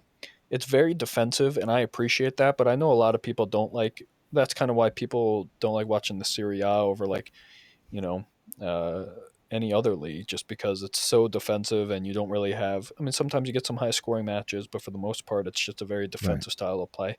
I appreciate the living fuck out of that, but I haven't had a club yet where I could implement Catenaccio because, like, I usually play like a 3-back because I have 3 really good defenders, and then I just have like this last club I played a 3-5-2 because I had incredible. You can have them switch back and forth, right? Right. Yeah, I'm like, I guess I'm playing a 3-5-2 today. I would love to come across. Maybe I'll take over a club that has just incredible defenders, and I'll just Catenaccio the fuck out of it and just watch. Do like a 4-4-2 or something like that. Angry. Something like that. I don't know. Maybe a 4-3-3. It depends how the rest of my club is. But that's, you know, just speaking of coaching in general in the U.S. and just different styles of coaching. If you have a little bit, that's why I was telling you when you were thinking of getting into coaching. I'm like, if you have just basic concept of foreign play, you will be successful here in the U.S. because coaches here literally don't know what the fuck they're talking about. I played a club, and this was a competitive club. He was in a 4-3-3. I don't remember exactly what formation I was running, but it wasn't a 4-3-3. He gets livid and starts yelling. He's like, hey, he's in an illegal formation. And I'm like, what's an illegal formation? Oh my God. And he's like, you have to play a 4-3-3. And I'm like, no, the fuck I don't. I don't have to do shit. I could go out there and play like a fucking 1-9 if I wanted to. Like, I can go do whatever the fuck I want. I don't have to play a 4-3-3. It wasn't in the league rules either. That would be strange if the league was like, hey, you're limited to the 4-3-3. And he starts losing his mind, and I'm like, okay, so now I'm just going, because I'm an asshole coach, I'm just going to talk shit the entire match about how incompetent you are and shit on your entire club. And then I will deliberately, I think we're up like 2-0 at half. I will deliberately go in and I will make further adjustments to counter your 4-3-3. He was playing like a 4-3-3 holding. And I'm like, yeah, well, now I'm going to go and make further adjustments so we can attack you more and score more because I want to really prove a point that you are incompetent as fuck. So if you just have like basic concept, like if you were like a foreign national, like you're from South America, you know, Anna could even come over here and be a coach. You bet. You know, because she understands basic football. Like, you'll be like, oh no, like where I come from, like I'm not very good. If you come to America, you're gonna fucking dominate. You're gonna fucking dominate if you're competent and you're a good teacher. Like refs too get up my fucking, because the refs don't know what the fuck they're talking about too. I had once players get called offsides on a throw-in, and I'm like, there's no fucking offsides on a throw-in, and the ref's like, nope, he's offsides. I know what offsides is. I'm like, okay, if the ball was kicked to him, I get it, he was offsides. It's a throw-in. There's no offsides on a throw-in. He's like, no offsides, and I just lose my mind. I get so fucking angry. I'm gonna quote the regulation and shit. It's just so they don't. There are some that are very, very Right. good, and I appreciate those people. But a lot of refs and coaches in America at every level, be it from the Sunday Summer League to a competitive youth academy for a professional club, they don't know what the fuck they're talking about half the time. So I encourage anybody out there who has like the slightest bit of knowledge on how to actually play football. If you're interested in coaching, but you think you won't be good enough or you're not qualified, if you have the slightest bit of knowledge and you're a good communicator and you can teach, you will go and dominate in the United States. You will dominate. It doesn't matter if your kids aren't as talented as others. I always say, like, hey, I don't need the most talented players in the world. Right. I just need athletes. You give me athletes, I can go out there and teach them how to play football. They don't need to be 5-star skill moves Marcelo out there dancing on people. Like, I don't need that. Give me athletes. I will make a simple concept and a simple formation, and then I'll see how the other team's playing, and I'll just counter it, and then they won't know what the fuck to do. And it's just so simple. I was going to ask you from a coach's perspective, because I kind of like figured out that the reason why, like, for example, Venezuelan, Puerto Rican, and Cuban baseball players are so good is because of what I was talking about, how, you know, they grow up in poverty and blah, blah, blah. So in South America, they have this game called Chapita, which means they basically grab a little cap from a Coke bottle, right? Like those caps, the metal caps. And then they use that as a fucking baseball. And then they throw it at each other. And then with the stick, they try to hit that as if it was a baseball, and that improves their hand and eye coordination from the time that they're 6 to like whatever, that when you actually give them a baseball, they go, wait, I have to hit that massive piece of shit. And it's like, I think about it in terms of how to coach goalkeepers, because we're goalkeepers, right? Why are we focusing on training with soccer balls, right? Okay, well, obviously that's what you're going to be using in a game, right? But why not using tennis balls? Like, I had an Italian goalkeeper train me in South America with tennis balls, and he would stand in front of me and then throw a tennis ball super quick, and I had to at least make contact with it to improve that hand and eye coordination, right?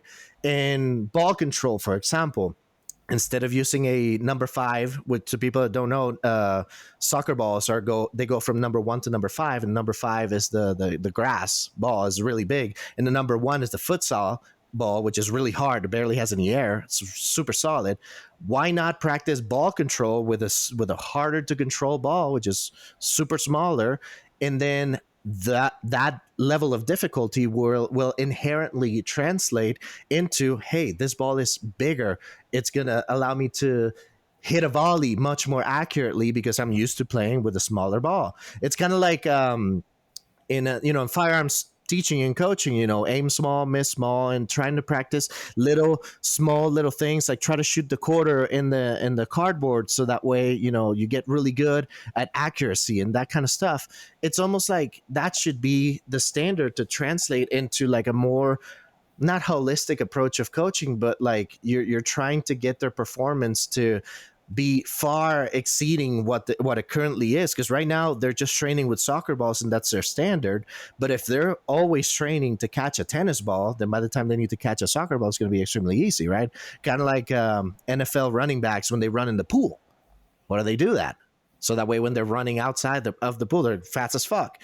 So it almost feels like, I don't know if I would love to see one of the Colorado Rapids training like sessions to see, first of all, how long it is, and second, what kind of techniques they use to actually train, if they just do the standard stuff, or if they do any outside of the box training to kind of like buy some of that time. All those guys that were not raised in Honduras, they were not raised in Colombia, because even my wife was freaking out. She was like, why is Barrios so, it's almost like he has a different mindset, right? He doesn't give up on balls. He's always figuring out a way to like steal the ball from someone.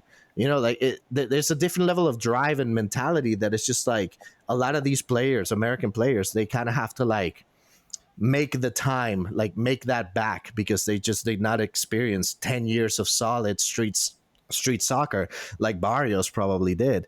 And it's like, why not utilizing those unconventional training methods to get their skills level to match that of, foreign players, Can I say something before Mitch says something?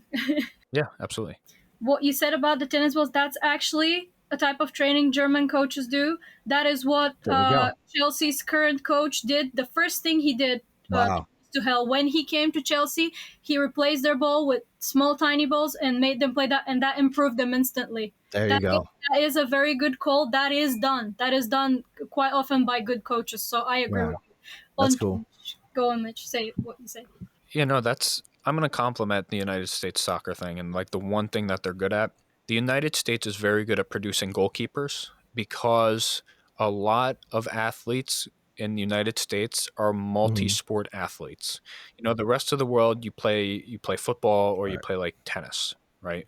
Tennis is very big in Europe, kind of all over the world actually. Or some people do like mixed martial arts too, like down in Brazil and all that. But for the most part, the world sport is soccer. So you grow up playing soccer, and soccer athletes are very, you know, it's a very structured type of athleticism, you know, heavy conditioning, maybe some speed, maybe some explosiveness. But the thing that makes America good with goalkeepers is that the goalkeeper probably plays soccer where he develops a skill and talent as a goalkeeper, but he also probably plays basketball or volleyball or something else that develops that hand-eye coordination, that jumping ability. You know, so Americans are very multi-sport athletes, and the rest of the world, for the most part, isn't.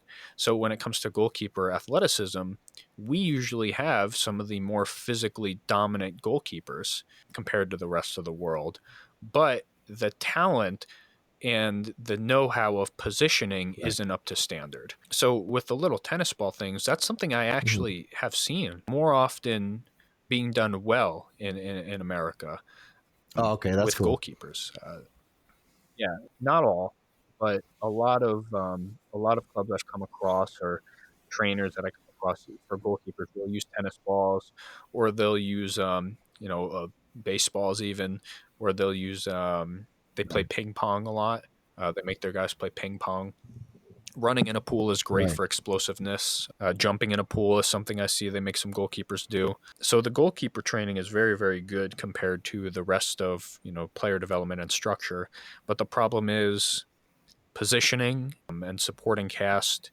You know, in the rest of the world, like, goalkeepers are very vocal. You know, some say that the play starts with the goalkeeper, and in some cases that's very true. The problem is in America, you know, I'll use Yarbrough as an example. A very talented goalkeeper, very, very strong hands, athletic, but he struggles with his distribution. And distribution is a huge part of the difference between a good goalkeeper and a world-class goalkeeper, right? Your distribution matters, and he kind of sucks at distributing the ball. And he gets frustrated with himself. You see during games where sometimes he can't lift the ball high enough, or sometimes he just plays it and, you know, it's not in a good spot for his team to win it. So I think that also contributes to why he does short goal kicks, which just puts his team in a high press situation in their own end, which just isn't good. So there's certain things that they do very well, which is athletic goalkeepers, physical goalkeepers. But the rest of the stuff that comes with being a goalkeeper that you don't really think about, distribution, when to come out on your line, when not to, being calm under pressure, coordinating your defense and communicating with them, very, very important. Your angle of approach, cutting off angles, like things that you don't really think about. It's just like, oh, your job is to dive and stop balls, but you can mitigate somebody's shot by just taking the right angle, and they're not going to have a chance. The ball will hit you. Right. So you don't even have to do anything if they're coming at the right angle and you know how to come out and stop it. And that's where people are lacking, because there's a lack of just overall knowledge and structure that supports that type of deeper understanding. And that's at every position when it comes to American. The communication seems to be a big issue, because, I mean, just that guy, because that's one of the things I'm writing on that report I'm typing, is like, the guy is pointing at him. It's like, dude, I didn't hear you call for it. And it's like, well, you guys should have a system in place where the only person that's allowed to scream mine on the field is the goalie. So that means you duck down and let him do his thing and he catches it. But the fact that he was just like pointing at his ears, like, I didn't hear you ask for it. And then he's looking at him like, because I didn't, dude. It's like, well, then that should have been, if you didn't hear it, then you automatically do your best to try to block the view. Like, I mean, this goal, it's so egregious. I'm going to have to show it to you because every single player failed. One ducked down and it was a long pass. Then the other player gave up on the run because he thought that the guy that ducked was going to clear it. And then instead of him being proactive, like a little bit like Neuer, not as crazy like Neuer, being a proactive goalkeeper, leaving your box for anybody that doesn't know, but just to be able to get closer so that way you can close the angle of him being able to get the ball on his foot and clearly get the definition out. No one did anything. It's like they all froze in time and the player was just able to just receive the ball like they were not even there and just clearly put it where he wanted to. And it was just so egregious. And they all stood there pointing fingers at each other. And I don't know how the coach can live with himself, seeing that his defenders are all just like yapping and screaming at each other in front of their supporter. Where they all literally in front of the supporter. It's just crazy, man. I couldn't believe it. It's such a lame excuse too, because this isn't like you're playing, you know, like in the Bernabeu. It's not loud. Not like you're playing, you know, it's not loud at all. Right. Like in the MLS, like you have your ultras and some, but like even then, like, you know, you didn't really catch me when I was being my hooligan self by myself because I used to get drunk at games and yell at the goalkeeper. But I was with you and I was a bit more tame. But like they can hear you, like, and they're on, and you know you're a good, 10 feet away from the end line as a fan. Right. They can hear you on the pitch. It's not that loud. Like that excuse of I didn't hear you say mine. Like that's such bullshit. That's such a bullshit excuse from a player in the MLS because you are never ever. There is no stadium that gets loud enough to justify not hearing shit. Like there's no excuse, and you should also have that type of chemistry with your goalkeeper to where you see, hey, my goalkeeper is here. The ball's going to come in this way. I trust that he's going to get it, so I will duck. Or hey, I'm going to play it safe and I'm just going to win it anyway, even if he calls it. Right? Like, to not hear that, that's just a bullshit. Who said that? Was that Trusty or Abubakar? Abubakar, man, he's the one that's been pulling a lot of weight for the team because he scored 2 goals that looked the same. It's just him stretching his foot out. And mind you, how the fuck is this guy scoring goals? He's the furthest back defender, and somehow he's always finding himself in goal scoring positions. It's crazy. It's awesome. I love but but that's the thing, right? Like they all just look at each other, and maybe that's why they stopped doing short goal kicks, which again, I don't understand how that works, but they look at each other like, hey man, like they cover their mouths like they're a pitcher and a catcher, like talking about what pitches are going to throw. And then they go do a goal kick, which to anybody that doesn't know, a goal kick is a kick that you do from one side of the field and throw the ball, basically kick the ball into the middle of the field. But they're doing it short while the other team is already pressuring them. They're already standing in the big box. And they're talking about it as if this was some sort of like incredible strategy. And then they go and pass the ball short and then they lose it. And that's the worst place to lose the ball. I'd rather lose the ball all the way on the other side of the field because you couldn't control it. And those are the kind of fundamental errors that maybe they heard me because I was talking shit and filming the entire time. It's like, why are we doing this? Why are we doing short goal kicks? And then as soon as I'm filming the video for you and I'm like, oh, Mitch is going to have an aneurysm when he sees this, then they decide to, no, let's do a long goal kick this time. And I'm like, dude, finally, what the fuck? Like I said, there's a lack of structure and there's a lack of just basic common sense and knowledge that goes out the window when you join an MLS club. Like, people can watch the MLS and think it's entertaining. Like, I have no problem with that. I wish I was kind of like that, and I'm not being like, oh, I'm so much better than everybody else. I don't like them. That's not it at all. My problem is I understand what good football looks like, and the MLS is not good football. So I would love for it to be better. I would love for it. And the problem is I punish myself by getting season tickets and going to all these matches. And I just get fucking frustrated because I'm like, how is this basic thing that is taught when you're 6 or 8 years old? Clearing to the sides. Not Something simple It's as that. so simple. Clearing to the sides. When there's an air ball that's going into the big box, it's the first thing you learn as an Italian baby. You go elbows out, and then you try to header, and just try to do anything to not get the ball in the middle so a rebound can get to an attacker and just score outside the box. And it's still happening. It's just the simple things that really fucking frustrate me, because I'm like, it could be a good domestic league. It really could, because we have talent coming up from Mexico. You know, there is some good domestic talent. We have talent coming down from Canada. We have people coming from all over South America to come and play. And the talent is there, but the structure and the communication and the knowledge and common sense just isn't.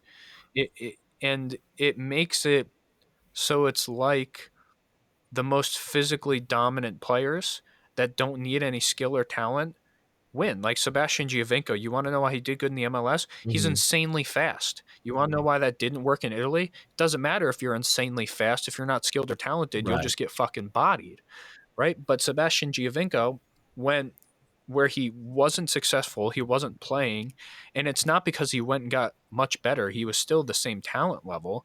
It was just he went to a league that didn't know what to do with somebody that fast. They just didn't understand that, like, hey, you just body the ball and you prevent him from making runs in behind. Like, or you drop back. So you have a couple steps on him when he goes to make his run, and then you just beat him to the ball. Like, they don't understand these simple little adjustments to make, and it made him an absolute menace in the MLS because he had a little bit of Italian talent and he was insanely fast that people just couldn't figure out how to deal with him. And that's all over the end. Like Christian Fuchs, we watched him the other day. I'm a big Fuchsy fan, outside back, captain of Austria for years.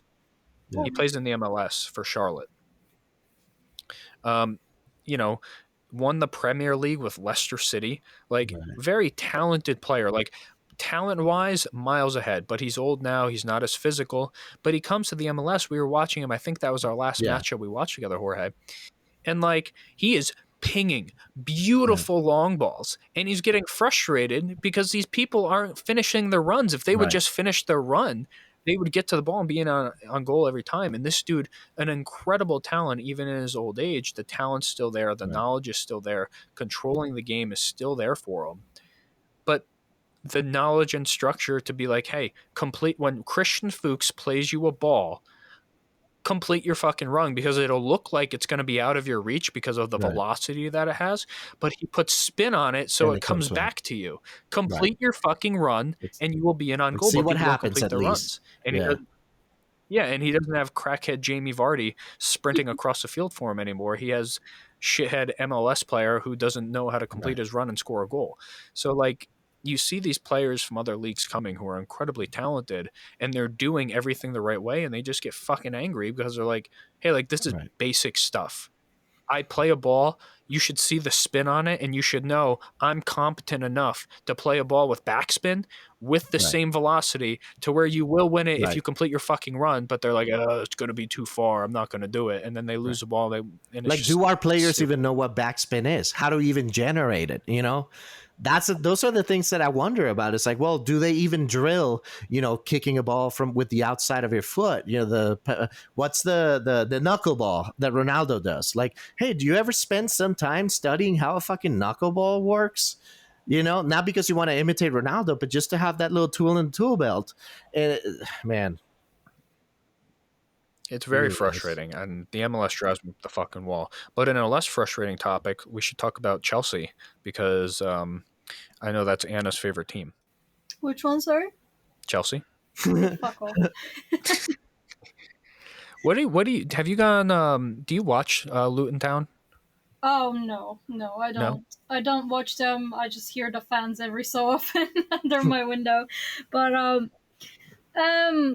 as far as I've seen from some of their performances, like, I don't like regularly watch them. I've seen some of the games online, obviously, but they fall through. They lack consistency in game, and it's like they do something, but like majority of their games end in draws or in losses. So what does that tell you? I don't know. This year they were closer to getting promoted, which fucking blew my mind. But obviously they didn't make it.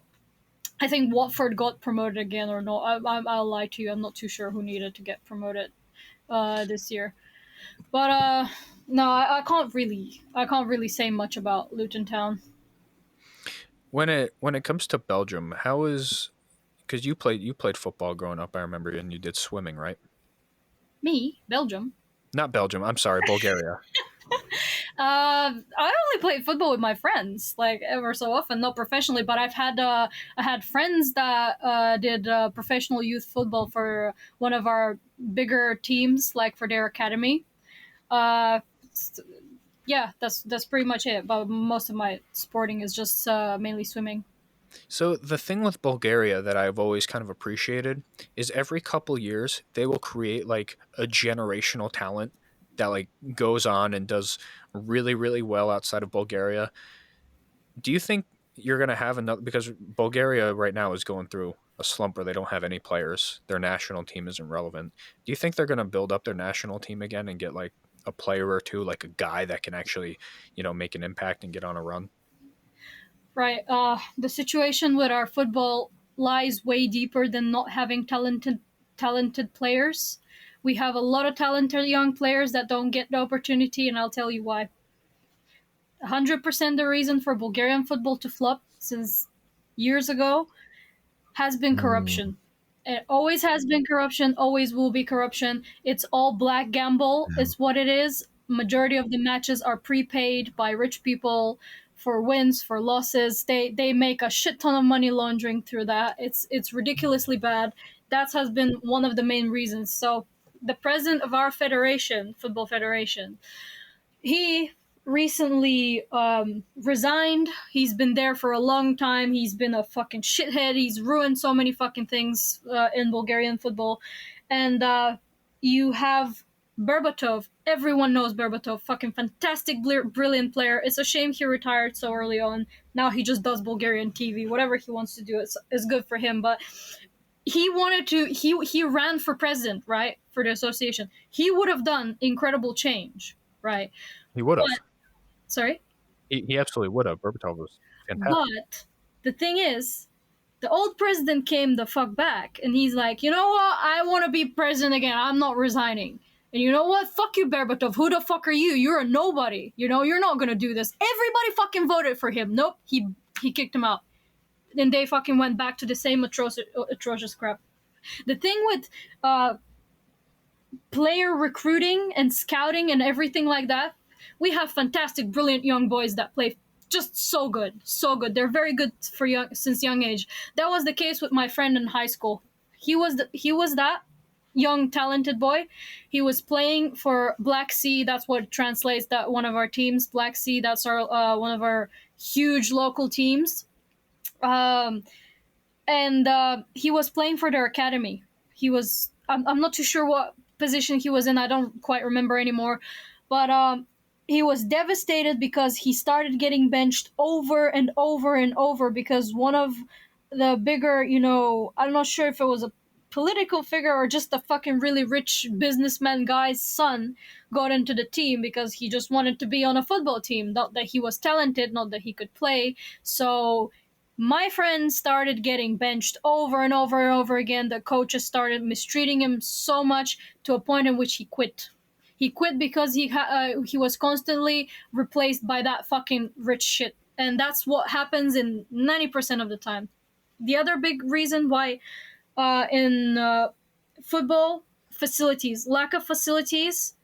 Also, that's the case for Bulgarian sports in general. We have some of the best athletic genetics in Europe. Undoubtedly, when you look back into the history of the Olympics, gymnastics, swimming, boxing, shooting, one of the best sharpshooters is a fucking woman from Bulgaria. She had a world record jumping like the fucking high jump, like over those sticks that they do. I'm not too sure what they're called, but like that's world record held by a Bulgarian woman. If you look back into history, our nation is incredibly athletic. We had one of the best football teams in the world. We fucking beat Germany in their primes, 1994 World Cup in the States. That World Cup. Like, we have it. Yes. Right now, right now, Stoichkov was then. Stoichkov won a fucking Ballon d'Or. How many people can say they won a fucking Ballon d'Or, right? Well, now it doesn't matter as much as it did before. Before it used to, matter as a prize. But then you have, it's mainly because of corruption and because of lack of facilities. Due to that corruption, our athletes in any category, not just football, they're fucked because of that. Corruption is the main reason that we flopped. We still managed to get, I think 4 gold medals these Olympics, these past Olympics. Still something, right? But again, obviously Olympics aren't as important now as they used to be back then. They aren't as competitive, but still, along the years with athletes, you see that a lot with our nation, and that happens in a lot of other countries. It's not just ours. It's a big part of the reason why a lot of good athletes flop is that. And I can guarantee you, if we had the financing, if we had the proper scouting, I can tell you that a lot of Bulgarian players would have made it in Premier League, would have made it in a lot of other leagues. There's still some good players that people talk to me about, like younger players that are here and there in Germany, in God knows when. I can't name them for you. I literally cannot name them for you. I don't know who they are. I was told, I think we have a goalkeeper and whatnot. Occasionally we do this, crazy thing, there was something. Tottenham played a Bulgarian team. We were 2-0 up at one point, the first half, and then the second half, obviously they obliterated us. But they still have that drive. We still have players that have that drive, but majority of the players on the national team specifically, they're just people that are there for the money, for the fame back home. That's literally what it is for. Our goalkeeper, if you see him, he fucking has a beer belly, for God's sakes. He's a fucking loser, and he's constantly in some controversies with his fucking girlfriend. That's some fucking Miss Playmate, whatever. They're constantly in some fucking drama. It's like fucking Icardi and his fucking stupid, ugly, cheating wife. That's literally all it is. And I fucking love football. What I hate that comes with football is the drama that comes with it. That's super unnecessary. It's funny. There is no fucking boring day in the football community, undoubtedly, right?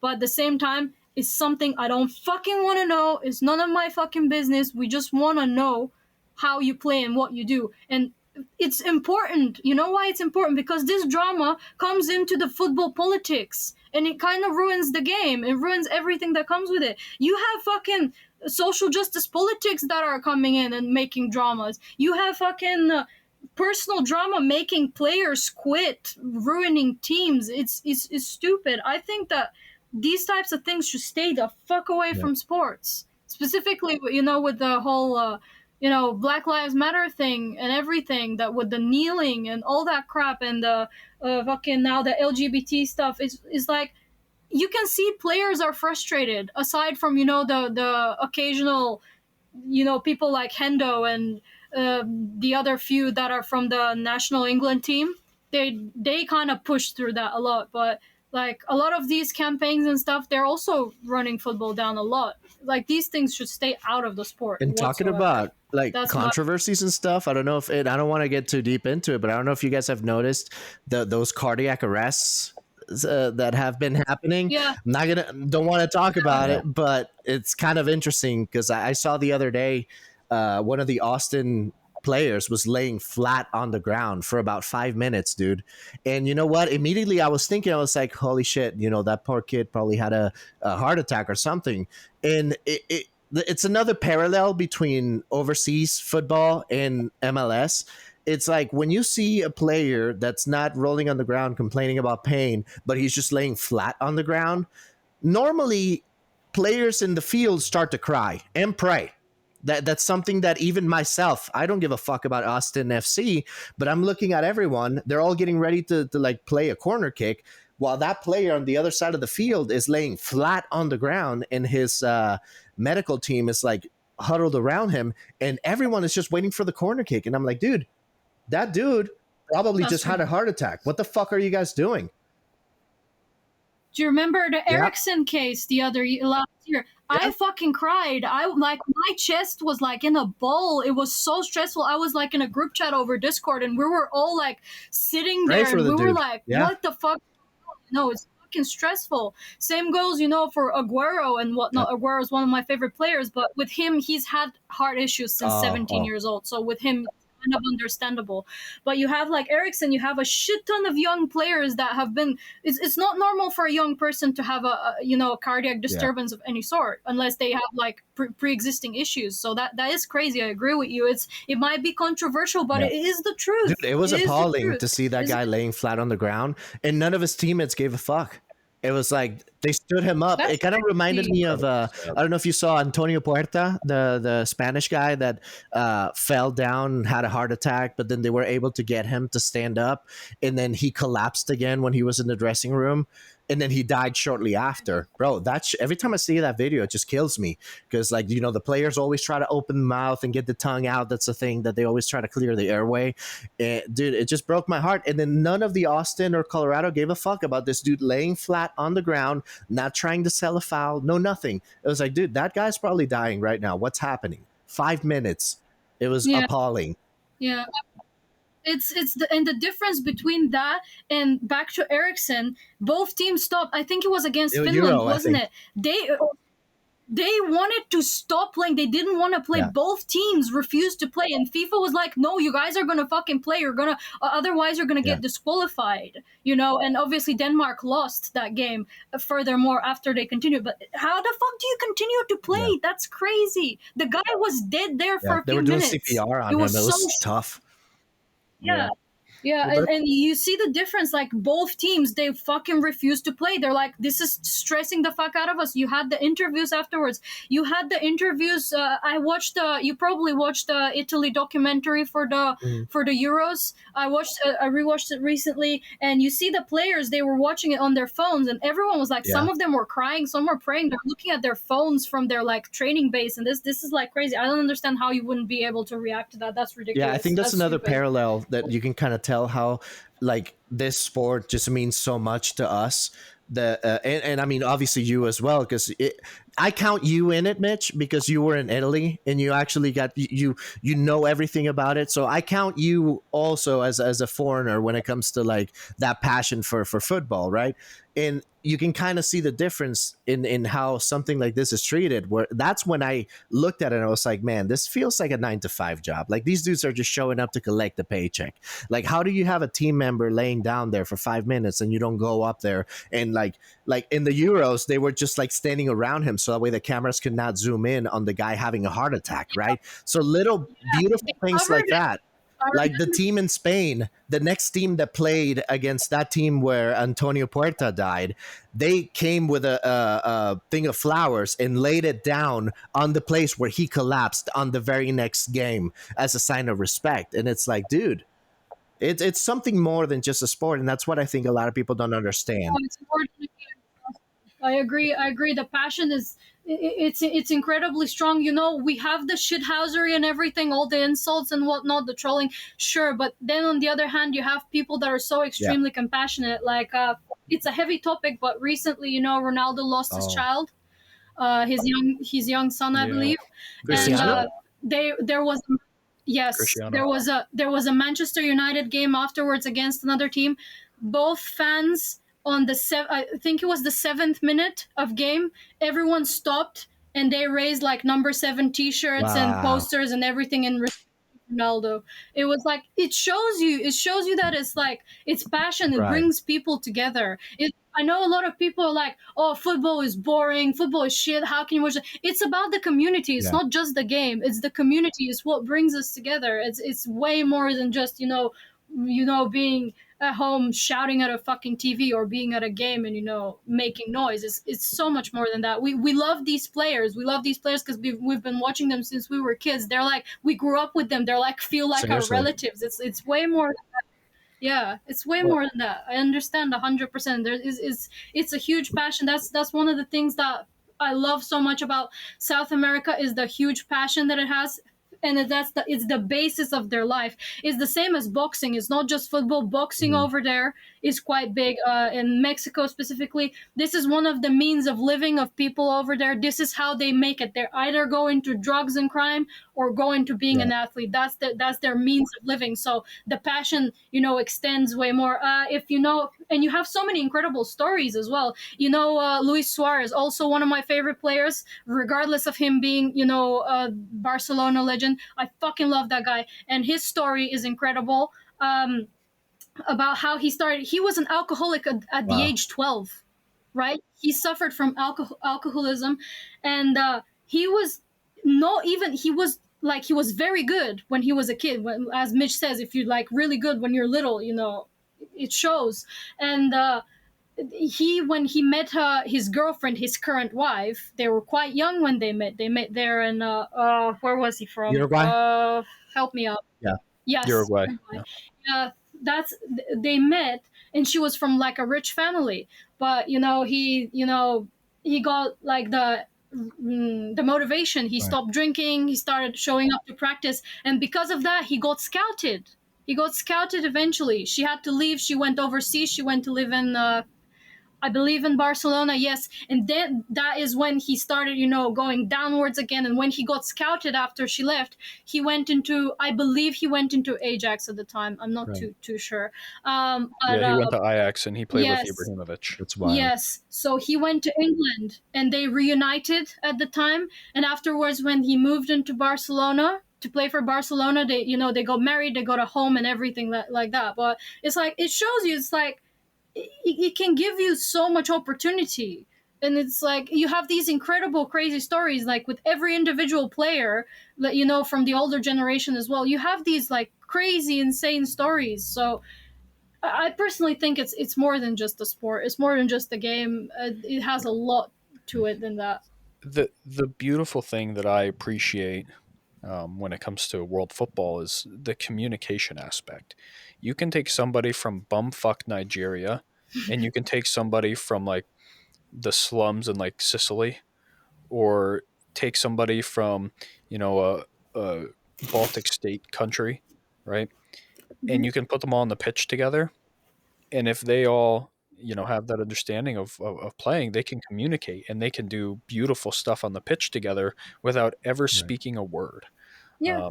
The communication through football is something that I love to see it. It's something everybody has a good understanding of when you're all on the pitch together, and the community that it brings. Like you said, seeing a player go down, even if it's for like a different club, you hate to see it.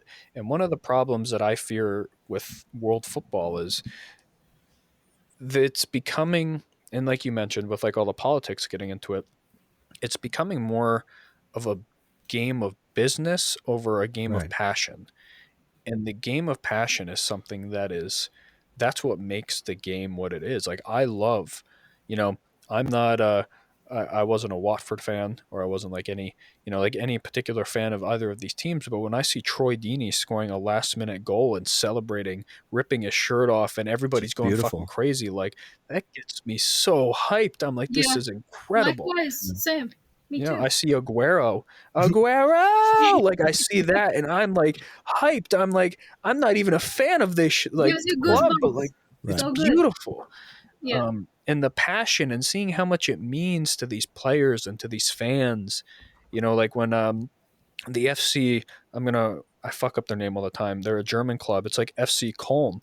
When they were playing in the Champions League and they went to London, and there were like 40,000 of these Germans that traveled all the way to London for this match, and they're banging their drum, marching through the streets, like supporting their club. It's because of how much it means to them. And I don't think people will ever understand, kind of in America, because we don't really have that culture. If you have like a club from your town or your city and they do well, your entire city is now doing well. Yeah. Like it's not like, let's say the New York Giants win the Super Bowl. I was a kid, I grew up in New York, the Giants won, and like some people really cared, but it didn't change like how anything operated in the state or the city. There was a parade, everybody's happy, but like you go to some of these like South American clubs, and maybe one player who they've been watching at this really small club in this really small league signs a multi-million-dollar year with like Barcelona. Like, they are hyped for that kid. That town or that city is forever a fan of that player, no matter where he goes. Forever a fan. And then they like Carlos Tevez went back to Argentina, brought a ton of money, a ton of fans, built up the area. Like, what football means to individuals is like what Mane does for his hometown in Africa. Like, it changes lives. It influences cities. It changes, and like Mane doing what he's doing in Africa. There's now kids from his hometown that are going to get opportunities that they never would have had Mane not been as successful as he was. And like Mane listens. He's like, my hometown doesn't want me to be at Liverpool anymore.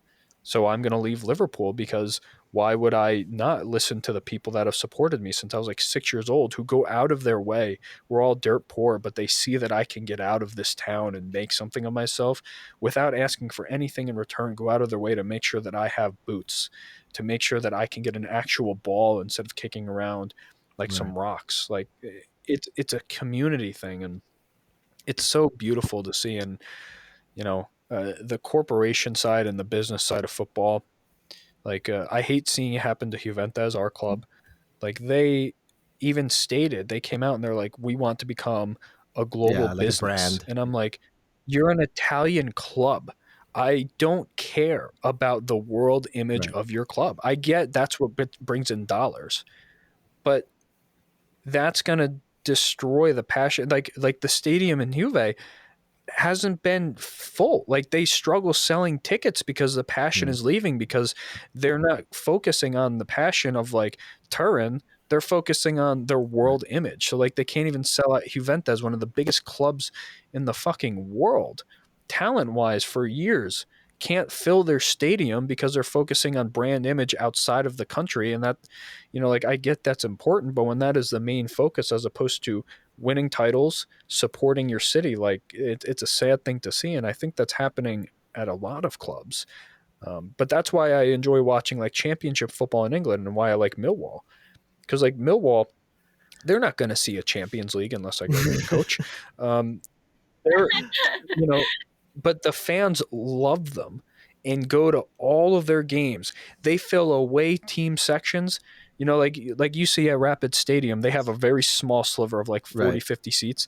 And sometimes it gets filled. Sometimes there's like 3 people from like this supporting club. Like, those lower division clubs, they will travel hours. They will travel countries to go fill that portion of the stadium that's designated for them to show support for their club. They don't care how much it costs. They don't care how much they make. They don't care they care about supporting their club. And, like Bayern, I think, does an excellent job of this, where they're like, we're not going to raise season ticket prices just because, we sell out of them. We're going to keep them affordable so people that are passionate can go. When it comes down to you mentioning German football, I watch way more German football now that I've watched Spanish one.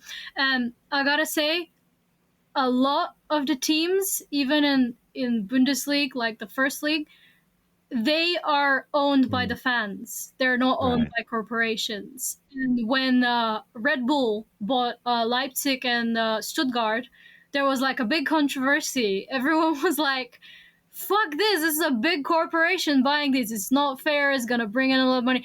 And it's true, because Leipzig and Stuttgart they play fantastic football. You got to give it to them. You've watched them, Mitch. We've watched matches together. You know what it is like.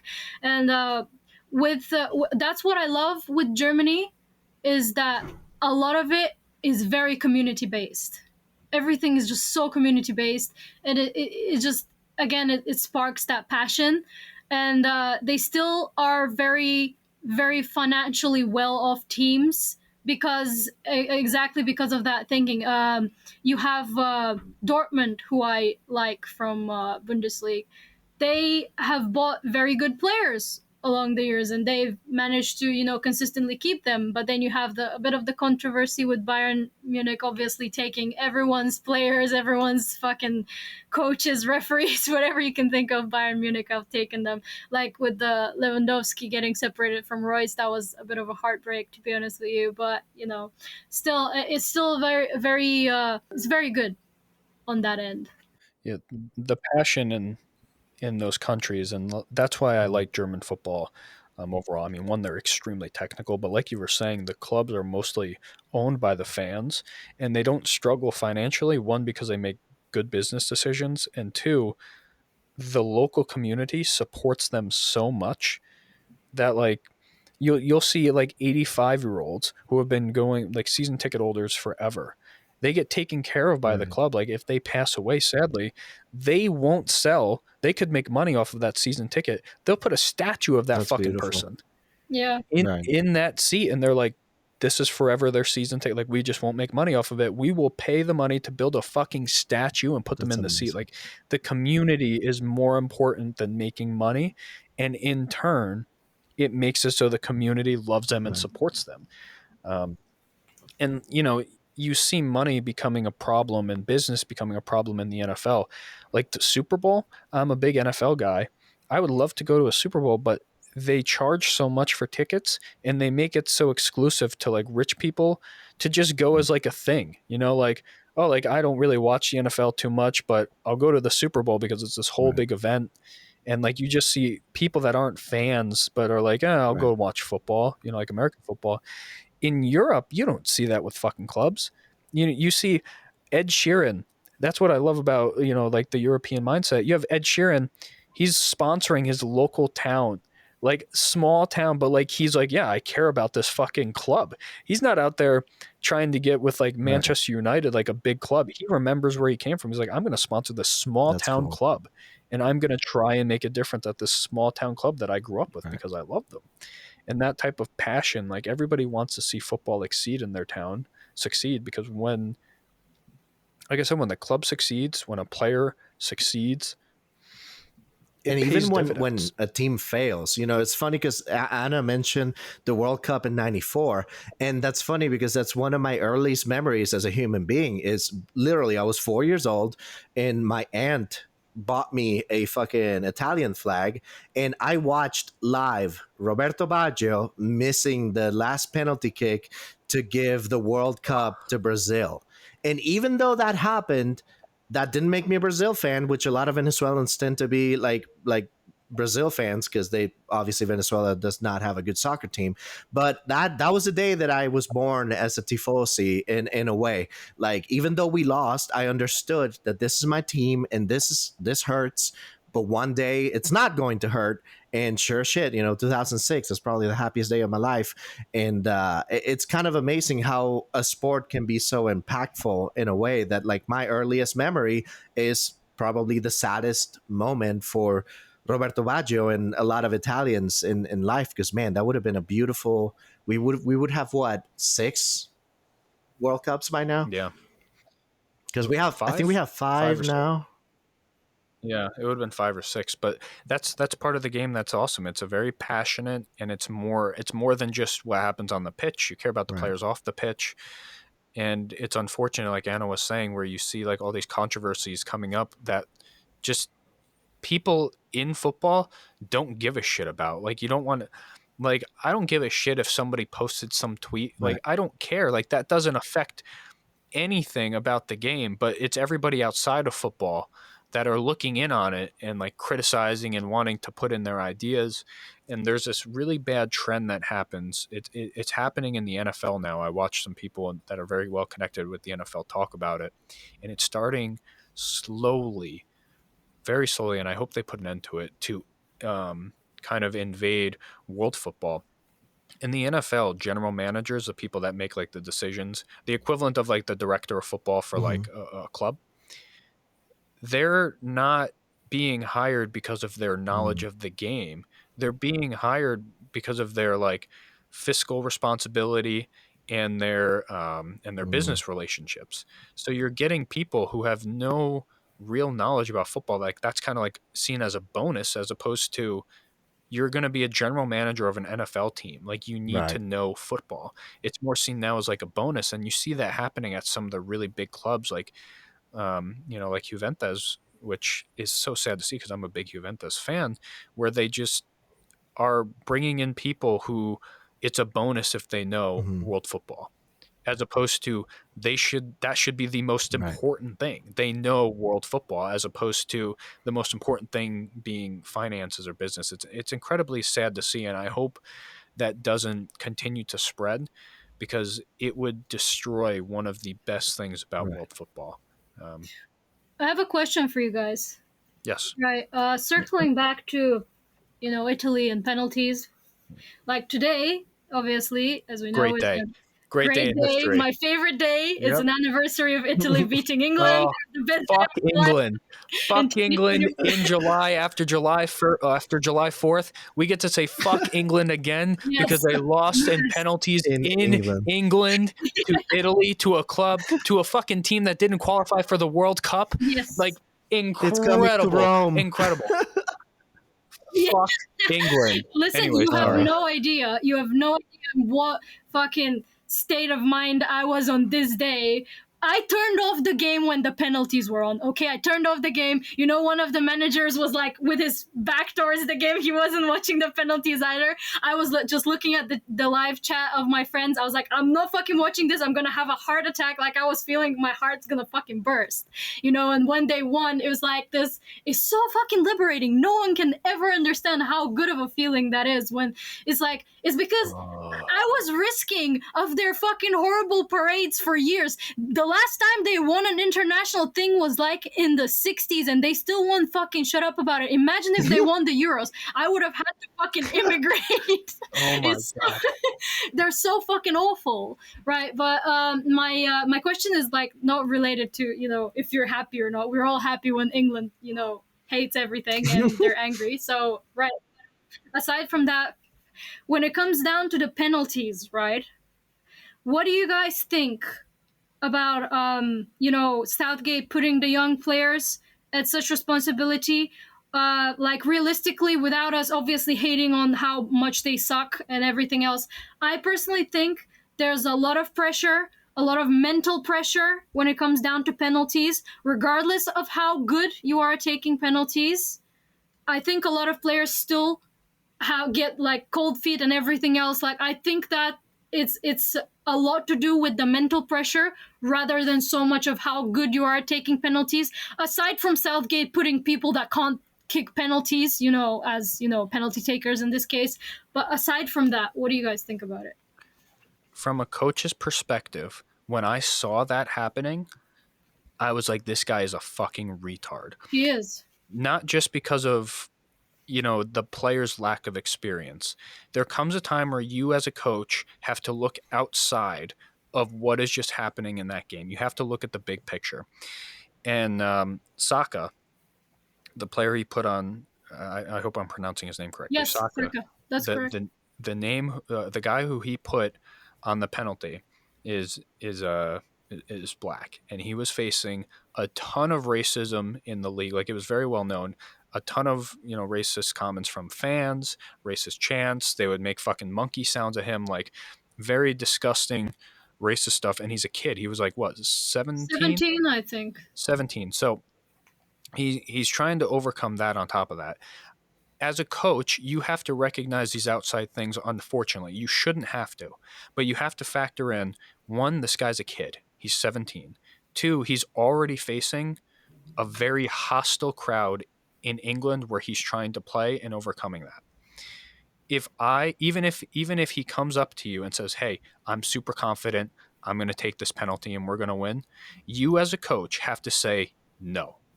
You have to say no. It does, unless this guy is the star of your team. The 17-year-old is Cristiano Ronaldo in his fucking prime. You have to look at this kid and say no. One, you're inexperienced, and it's not just because you're black and facing racism, that's why. But that is a contributing factor.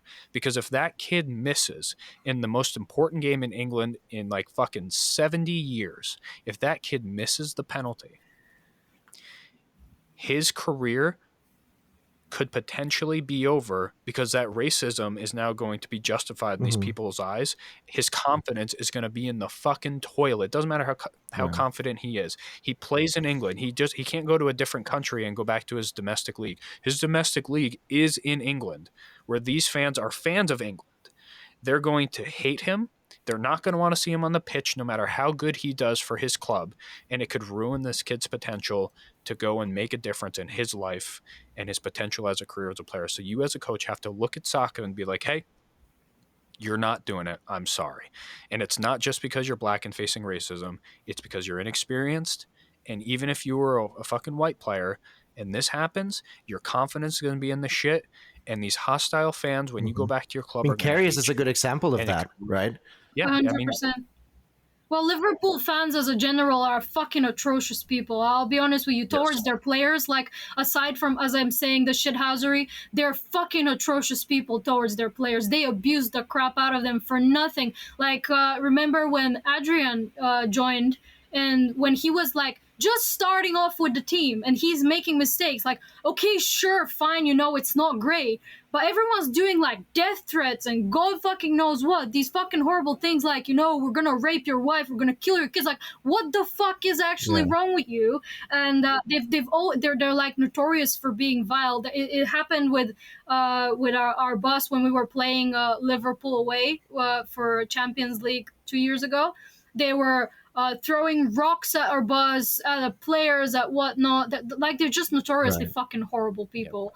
And it's like, it's a lot of fan bases are like that, but theirs specifically is notorious. And I don't think it's right for fans to abuse the players in that way. These are the people that make your game. What the fuck are you doing? It's horrible. Yep, and to add to that, like you said, like, there are certain, and as a coach, you shouldn't have to make these decisions. I agree. Like, I'm not saying that this is the right thing to do, but given the circumstances, you have to look at the whole picture. You have to look out for these kids. You have to look out for the players. Look at who didn't take a penalty, who could have, and they could have skied it. They could have put it 40 yards wide, and it's not going to affect their career. It might have them down, but they're mature enough to understand, hey, shit happens. I fucked up. The fans will look at them and be like, hey, you fucked up. It's okay. We still love you. But when you have a kid who's already facing adversity because he's black, when you already have a kid who's facing adversity because he's a kid, he has potential, and people expect you to be a world-class player right away just because you're very talented now, you have to look at that player and say, hey, this is for your own personal good. I can't have you take it when I have these other players who are experienced, who are in a good position already, who can afford to miss and face the adversity and come out of it on the other side. Now, luckily, what ended up happening, that kid missed. There was some nasty, vile shit going on about him, but the club recognized that this would happen, and they did everything they could to show support for the kid and be like, hey, look, and they handled it. It was Arsenal. They handled it the right way. Yeah. And he is now getting, rounds of applauses because they understand, like, hey, you fucked up. You shouldn't have been in that position. It was an awful coaching move. Yeah. But Gareth Southgate, he's a fucking clown. To put that kid in that spot, me as a coach, I look at that and I'm like, and his reasoning was, well, the kid came up to me and told me that he wanted to take it. Wow. You're the fucking coach. You're the coach. You have to look at that kid, like I said, and be like, hey, man, bigger picture here, looking out for the long-term effect of your career. You're not doing this today. We have other players who are more experienced, who are going to be able to do this, and if they fuck up, they can face the adversity, and it's not going to really affect their career. But if you miss and you fuck it up, and it's just so bad. And I feel so bad for that kid, but I'm very happy that, the club recognized it and they did everything to rectify it, and he's still getting, playing time, and he's still doing everything the right way. No, but he's not bad. When you think about it, it's mind-blowing to me when it comes down to, God damn it, they're 17 and they're playing. It's like Jude Bellingham and all these other youngsters like Jamal Musiala from fucking Bayern. These are kids. They're kids. They're teenagers, and they're playing at such insane high level. Yeah. They are scoring in a Champions League game. This is huge. People don't understand that. The pressure and the expectation is insane. It's crazy. it's not fair. Think about it. Where were you when you were 16, 17? Were you playing at a fucking world-class level? Obviously you fucking weren't. You were fucking picking your nose and smoking cigarettes behind school, nothing else. You have to look out for that player's well-being in their career in that situation. 100%. I got to get going though. My time's coming to an end. I don't want to cut the conversation short, but I do have to get going. That's totally fine. Yeah. Good times. Yeah, so that was fun. Good times. Angry Football Thoughts with Friends, episode 1. We're going to be doing this again. Good times. Thank you guys for joining. Thank you. Yeah, if you listen to our podcast and you actually made it this far, I'm pretty impressed with you. I don't know how many people are going to listen to this because football isn't really a topic for them, but fuck it, it's my podcast and Nathan's podcast. We're going to do what we want. You're an honorary soccer fan now. Yep. If you listen this far, you're an honorary football fan. Thank you guys for joining me. Anna, one more question before I go for you.